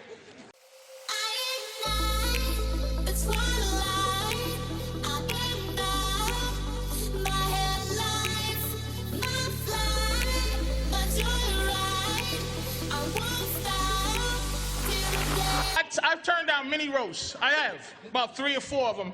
And I said yes to this, and I'm dead ass serious. I said yes to this because I respect Charlie Sheen. I do. I said yes because I respect not his body of work. Like not. It's all been very Christian Slayerish. Like it just like. He sucks, but he's good, but he sucks at the same time.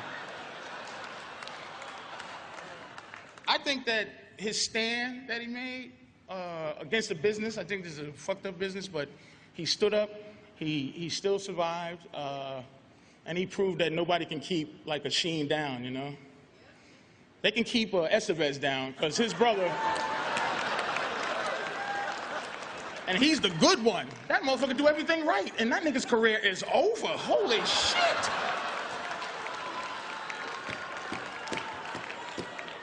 Fuck Tiger Blood, he's selling his own blood to make money. But I want to say to your eyes, man, I love that you stood up to what you thought was wrong, and I'm impressed by you, and I just wanted to say that. So, thank you, man. Thanks for having me. Y'all take care, thank you. Okay. And said, I should ask you about Rodney Dangerfield. When he was on the show, you had some experience with him. Can you tell me that story? Rodney came on the show to do an update.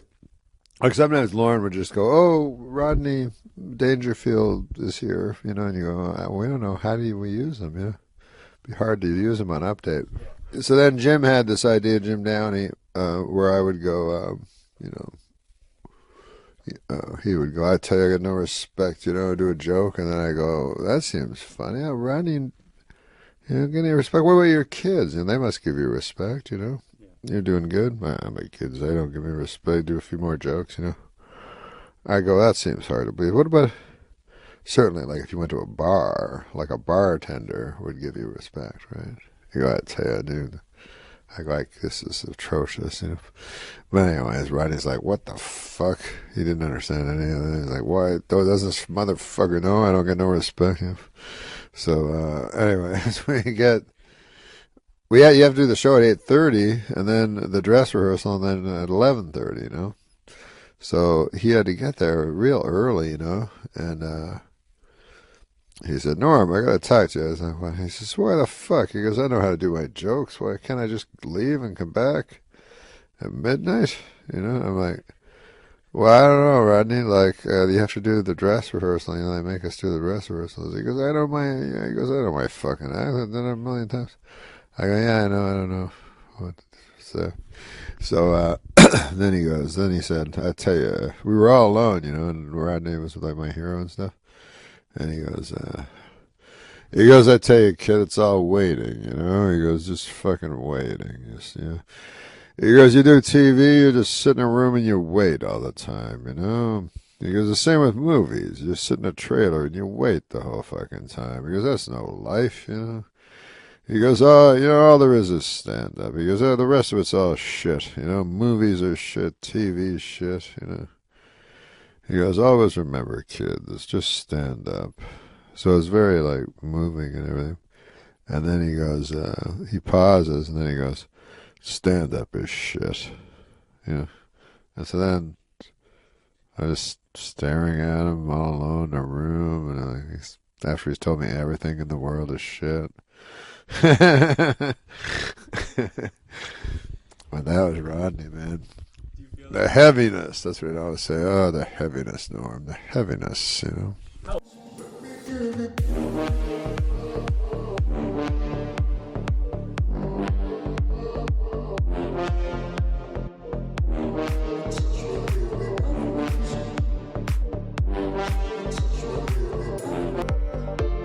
He would have been really old at that time. Yeah, he,